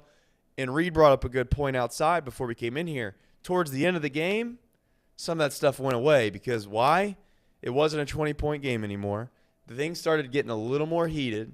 Things got a little more intense, and the filter just kind of came off. For all lack of a term, I love the idea that the bleeper guy either took a break or just completely gave up towards the end. Right. The bleeper guy that was supposed to hit the button every time he heard an F-bomb or some FCC regulated word you're not supposed to say just fell asleep at the wheel for a minute because Sean Miller literally looked out there and said, I'm not going to say it, but literally just screaming at the top of his lungs, don't take effed up shots. And he just said it like 3 times in a row, trying to get somebody's attention. And I just thought that is gold. If we can find a way to get that on all the time, many more people would watch sports. Is this the future of broadcasting games? Yeah, I don't know if it's the future of it, just because I think that the coaches, it takes a lot for the coaches to agree to this. It's a massive production deal. I'm sure I see Jolly listening. I'm sure he would probably have a take on this too, but it is a massive production deal. Need a lot more bodies, The right? coaches, oh my God, with the cameras going in everywhere. You're not running commercials, so there's a financial issue there, because the only commercials that they ran were at halftime when they were getting the cameras into the locker room and then getting the cameras out of the locker room. That was the only commercials that they ran from tip to finish. Commercial free. All access. They wouldn't let you forget it. No. The only one single thing that if they were to do this more consistently, and by more consistently, I mean like twice a year or 3 times a year. Right. You want it to be a treat, right? Yeah. Because you can't have ice cream for every meal. Yeah. I think I would have liked the main game picture to be a little bigger. I'll be honest. I didn't need to see the coaches the entire game while the action was happening. I didn't need to see that. Like if we're going to nitpick, because there was a point where it took me probably 10 or 15 minutes of watching the game, and I've seen this before. So this was the 3rd time that Xavier had been featured on this. Travis had been featured. Was it a little different with Travis Steele and Sean Miller? Travis Steele had been featured once. Melanie Moore, the women's coach, had been featured once, and now this one. So this was the 3rd time that I had watched this as somebody that was familiar with both coaches and the programs and kind of how things operated and being able to see this from this kind of an angle. And yeah, for one, it was very different. But for 2, I've kind of forgot how it takes a second to adjust to watching a game like this, where there's 3 boxes on the screen. You have Twitter up on your computer, on your phone at the same time. You got people texting you with all these different, can you believe Sean said this? Can you believe St. John's locker room looked like this? All these different things. It was overwhelming for like 20 minutes there where I was trying to like figure out, okay, hold on a second. And then I'm forgetting to actually watch the game because I'm trying to listen to Sean, and then I'm watching Sean, and I'm watching Mike Anderson, and then I'm like, wait a second, the game's going on at the same time. So there was a lot going on. I loved it. I'm not complaining about it, but I could have used more emphasis on the actual game. Like if this become for 1 game a year, sure, this was awesome. Right. And especially too, I don't know if I would have that complaint if I didn't care about the game. Like if I'm a Kansas fan watching this game, just watching this for a college basketball experience, I would love it, right? If I'm tuning into this for a Pac-12 game, it'd be great. But because I'm somebody that is very invested in the Big East and in this game and in watching this product, I was trying to figure out, okay, wait, hold on. Let's actually see what's going on the court here. Who called the game last night? It was Kevin Kugler and Jim Spinarco. You can tell that they felt a little uncomfortable calling that game, right? Like it's almost like they didn't know, when do I overstep the coaches? When do I actually make a call? Especially the color guy. The color guy would just like randomly like blurt something out, and he's just like almost like timid how he like stepped his toe in the water doing it. Well, it's kind of it's an awkward thing. I mean, that's not. It's got to feel weird as an analyst because your job is to sit there and analyze what the coaches are doing. Now they can't hear you. It's not like Sean has something in his ear where they can hear you. But at the same time, you have to feel weird as an analyst where you are saying things or supposed to be critical of the decisions that are being made on the court.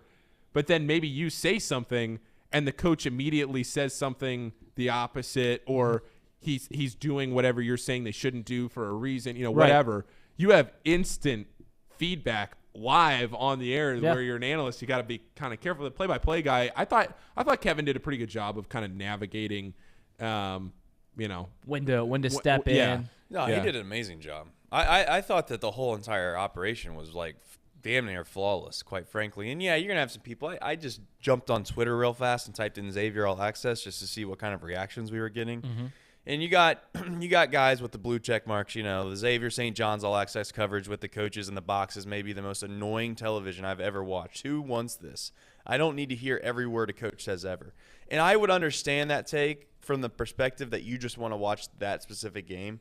So if FS1 or Fox, I guess for that matter, was able to get it to where there was like a dual broadcast similar to how they do the Manning thing, and it became more regular, then I think that there's a certain amount of people that really are into basketball that want to hear the coaches, because that added an element to it to where you don't get that a whole lot. And when I say all access, man, they were in the huddles legit, like you could hear everything.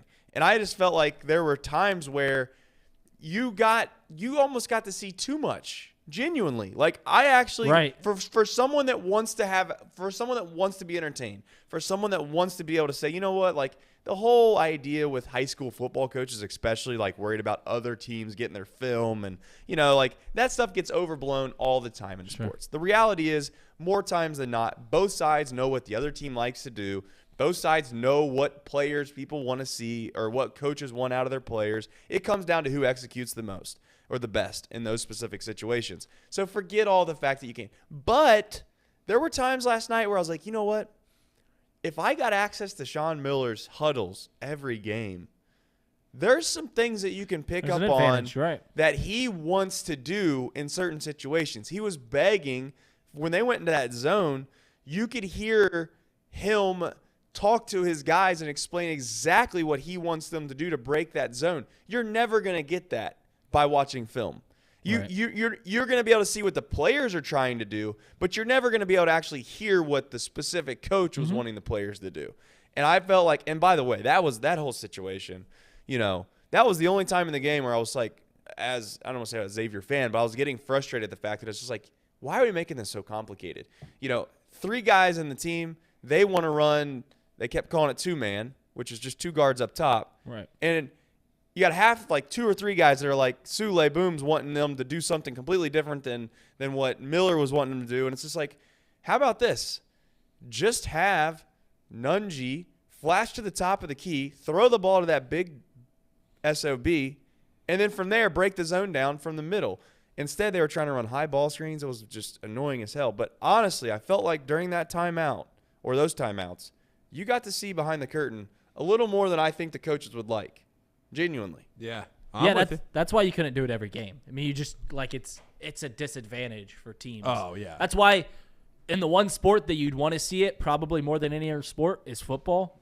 And you just literally couldn't do that then.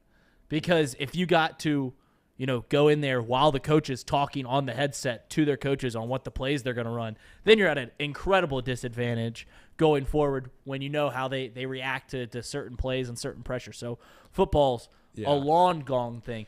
I will say one of the funniest things about yesterday's game was the locker rooms were so small at this arena.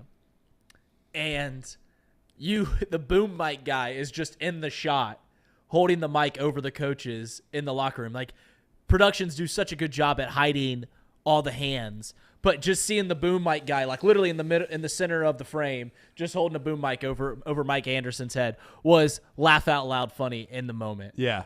I will say I don't think Mike Anderson is going to get fired at the end of this year, but this is his 4th season. He hasn't made a postseason yet, not even the NIT. St. John's got off to a really good start this year, but they didn't beat anybody. Their best win is Syracuse. Now all of a sudden you're sitting here going into the new year where are they going to make the postseason again? They don't really have the resume for it. If he gets fired at the end of this year, this is something that the fans will point back to because I'm pretty tuned in to the Big East Twitter, especially games like this. I'm reading St. John's. I had St. John's people in my mentions last night not attacking me, but agreeing with me on a lot of points where they would flash to Mike Anderson, and we talked about this in the Xavier Spaces after the game, where to a certain extent what St. John's does, like what you were saying, Trace, you just know what they're going to do. They're going to go out there, they're going to out-athlete you. They're just going to try and run up and down the court, create turnovers, play a fast-paced game, and try to outscore you and defend decently well. Sometimes there's not a lot to say in the huddles around a strategy like that. So I get that. That's where I say in a normal game where you get the in the huddle coming out of a commercial break, you might get something like that. But when you get a large enough sample size like what we saw last night where you're getting 10 timeouts and you're going inside of every timeout and seeing every timeout play out the exact same way where Mike Anderson's not really saying anything and it looks like he's holding a committee meeting and he's listening to the player. And there's nothing wrong with listening to the players. I mean, Adam Kunkel talked plenty. That was funny when Kunkel's talking and Sean Miller, if he wasn't mic'd up, would have MF'd Adam Kunkel. I went back and watched that clip and he's just like, hey, K, you got to let me go here. Like, you got to let me go. Got to let me talk. Yeah. But I think that to a certain extent where if Anderson gets fired, people are going to point back to this and look at there was a perfect, and I tweeted it, there was a perfect scene at one point, I think it was in the second half, where Mike Anderson, there was a gap. I don't know if he was trying to think of what to say or what, but Fox stayed on the shot of him for probably 2 seconds, which is a long time. Where nobody's saying anything, 2 to 3 seconds of silence is a long time when time is precious in a broadcast like this. And then they flip to Sean Miller, who is just furiously like all over the whiteboard, screaming at each individual player, everything like this. Right. And then it goes back to Mike Anderson. He's not saying a word. And I'm sitting there thinking to myself, forget what he's saying. Forget whatever, because this could be exactly what he wants to do. Right. And he's just transparent. This is how he coaches. Everybody knows this. The athletic director might know this, all that. But to the fan who doesn't know this, and to the vocal fan who's really tweeting bad. this, the optics were terrible. Yeah, Sean Miller appeared to be playing a completely different sport. Which, at the very end of the game where it looked like St. John's might come back and win, I'm sitting there thinking to myself, man, if St. John's wins this game after all of the just digs that Mike Anderson took the whole game. On Twitter, it was bad. Yeah. It was bad. Well, Xavier did a really, really poor job at breaking that zone down for about 7 minutes. I mean, they really struggled, right? Yeah. It took them a while and they really never did. That's why I sent a text in the group chat last night. It's like, they were making a little bit of a run, and then I know why they probably got out of the zone because they wanted Xavier to take quicker shots maybe, so they couldn't just sit back. But they got out of that zone, went back to man, and then they literally just went one high with Sule with a high ball screen and then let Sule create and either shoot or kick. And he made a really, really good pass to Fremantle, and that was the back-breaking three, quite frankly, in that game. Fremantle, by the way, I'm not trying to crush kids. Like, I haven't watched many Xavier basketball games, but that guy stunk last night, bro. I mean, I was watching that game, and I was literally like, outside the three that he hit at the top of the key, he looked lost at times. Like, genuinely lost. As in, like, he didn't want to shoot. He didn't even want to play. Like, he didn't want the ball. He caught a ball on the baseline one time and airballed it like 2 feet to the left of the rim. And I'm like, that's almost impossible to do. But I digress. Really quickly, this is the last question I have about the all access thing, and we can move forward, is this.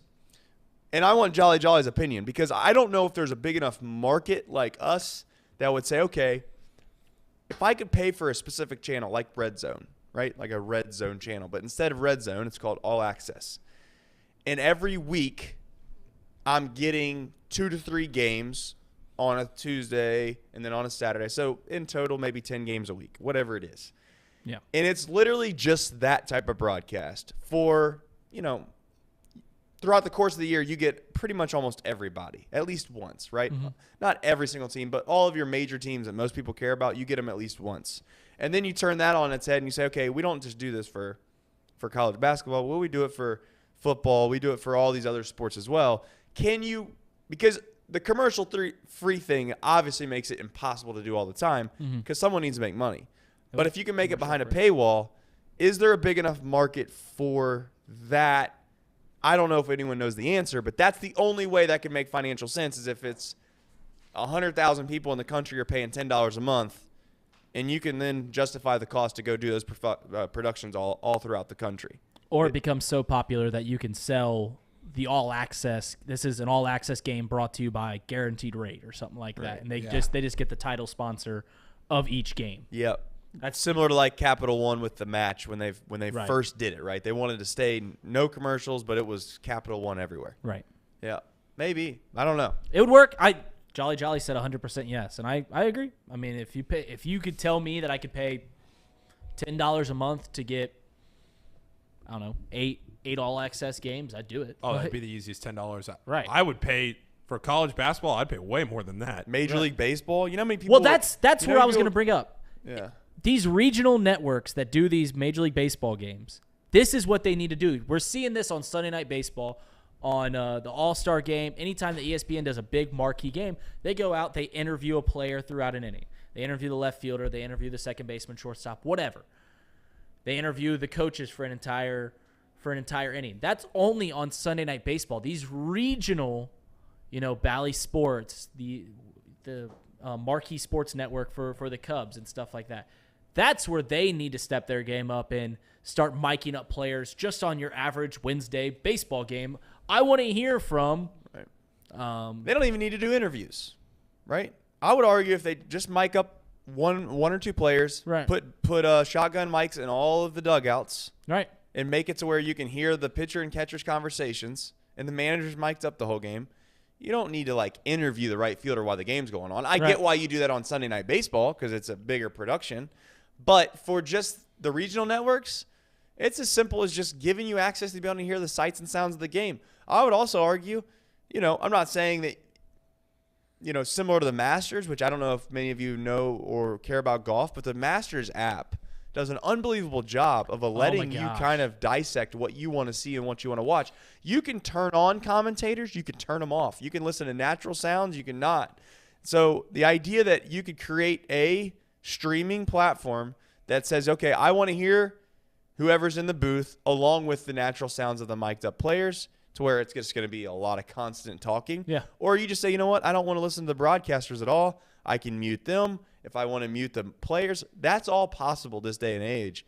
It's a matter of whether or not, like you said before, these regional broadcasts want to take the risk in putting that much infrastructure and doing something like that to get people to pay for it. We'll see. Jolly Jolly brings up a really good thing. What about when they get these tech upgrades, and we've already seen this at NBA games where you can put on an Oculus and you could sit front row at an NBA game. You're sitting courtside.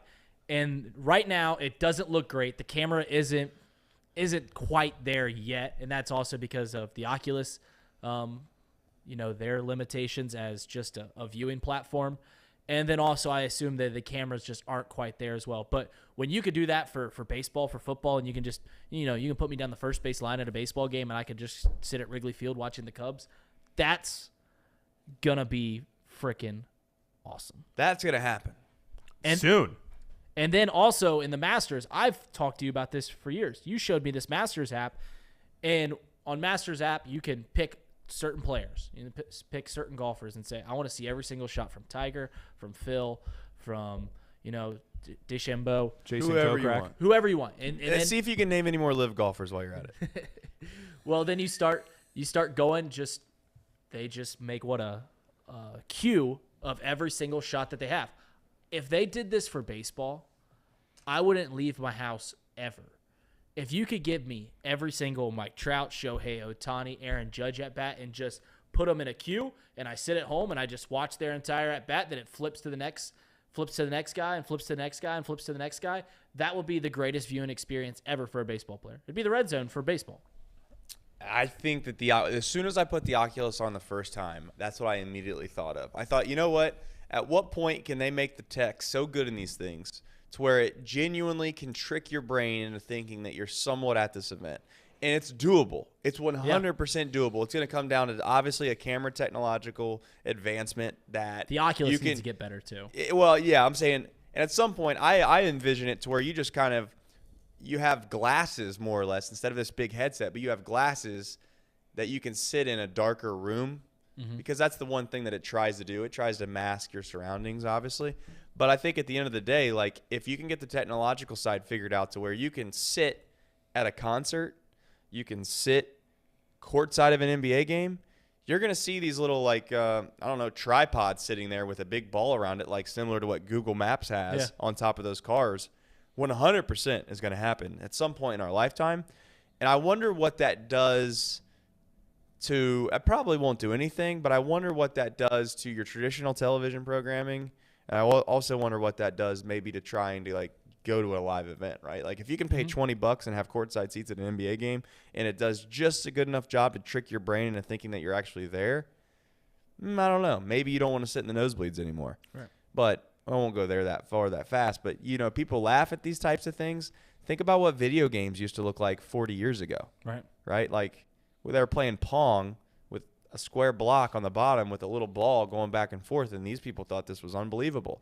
Take that to today, and could you imagine showing someone that seen Pong at the time, thought it was great, and then just snapping your finger and then watching someone play COD? I mean, yeah, and then you got Snake. I mean, Snake was a big game on not on just the Nokias, but also did you guys have the big calculators for math class where you could play box band, you could play all those games. Yeah, had them all.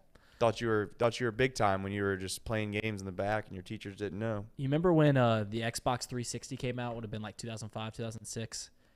And the big thing was guys, you could see Shaq sweat on this game. I remember that. NBA Live, you could see Shaq sweat on this game, and that was 16 years ago. And you go play NBA Live 2006 or whatever. It looks terrible. You know what the biggest jump for me was in video game graphic production? It was when you were playing 2K, and you would make a shot, and the score wouldn't change immediately as the ball went through the rim. You'd score, and then it would be the graphic update's a second later. I was like, wow, that's like what happens on TV. Because in 2005, you'd shoot it, the ball wouldn't even be through the net, and it'd be add 3 to your total. That's not realistic. Right. That was a subtle little change in 2007. I was like, okay, now we're getting somewhere. And then you saw their sweat, and you're like, oh, God. I had a NBA Live 2009, and you could tell if you were going to make the shot just by the way it left the hand. Oh, yeah. If it would be a line drive, it was miss. But if it was going to go in the hoop, it'd have arc to it. So, you would know if it was going in the second that it went up in the air. You're like, shit. Yeah, yeah.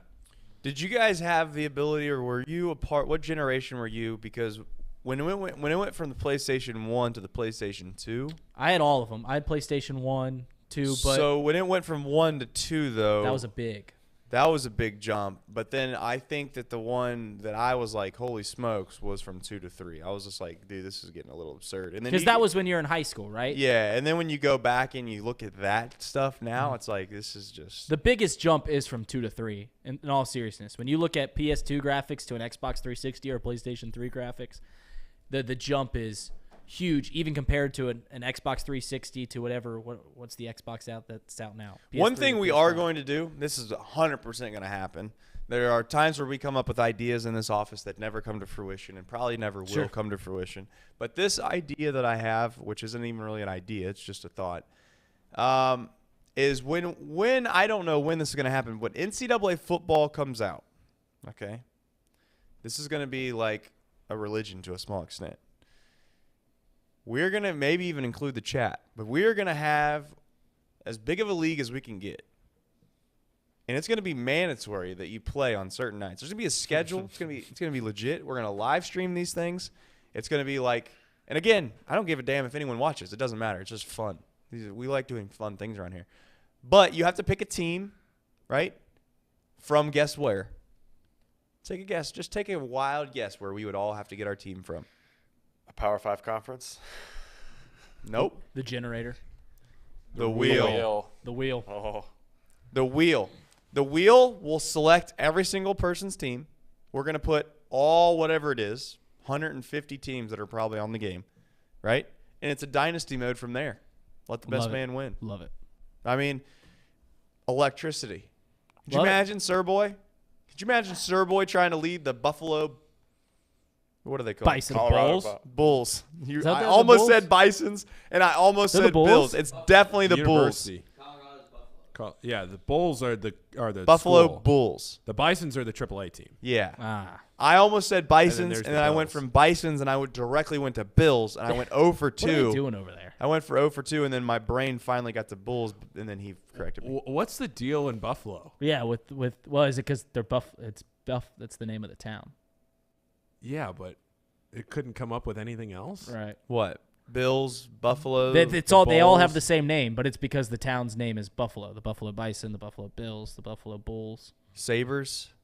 Is that a thing? Sabres. Well, did the Sabres hunt Buffalo? I don't know. Their Saber-tooth logo. tigers? No, Sabres. Gosh darn it! I fell.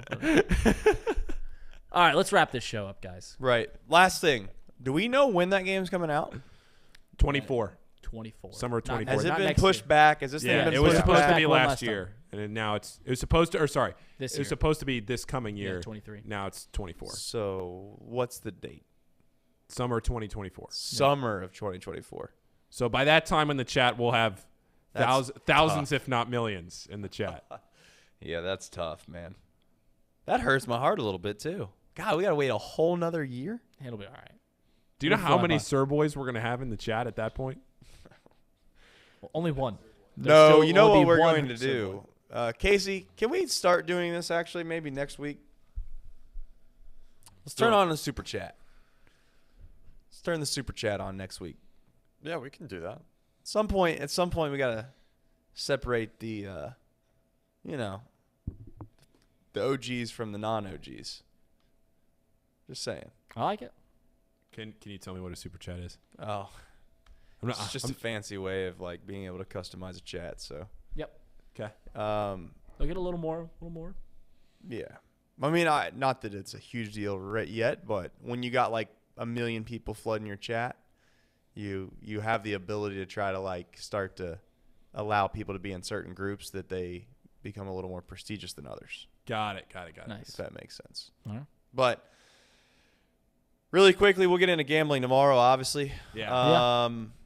Poor Yeah. Casey over there was just probably wanting to beat his head when Billick was on earlier. Yeah. I mean, there's only so much we can do, you know? I mean, It would have been fine if he, Thom was in the office today. yeah. It would have been fine, but You don't want to put yourself on camera? no. Not really. But There it is. There he is. Hey guys. Look at that cute face. Look at that smile. Casey, what are your New Year's Eve plans? We'll wrap up the show with your New Year's Eve plans. What are you doing? So, it's not all set in stone, Yeah. but I'm going to a bar with a couple of friends, and then we're coming back to my house, and we're gonna watch the ball drop, and Nice. And the football games. yeah, watch football at the bar, and then Nice. That's a nice little night. Thanks for the invite. Sorry you hate me. Yeah, all right. This has been Box Lunch, Look at guys. Marty, by the way. Marty's just Go back to your shot, Casey. Go back to your shot. Marty's just, I mean, of all of the ones over there, he's just bobbling his way. Look at that thing. Look at him go. All right, Reed, close this thing up. Yeah, this has been Box Lunch. We'll be back tomorrow. Thom will be on the show tomorrow for Off the Bench, but we'll see you tomorrow, guys. See ya.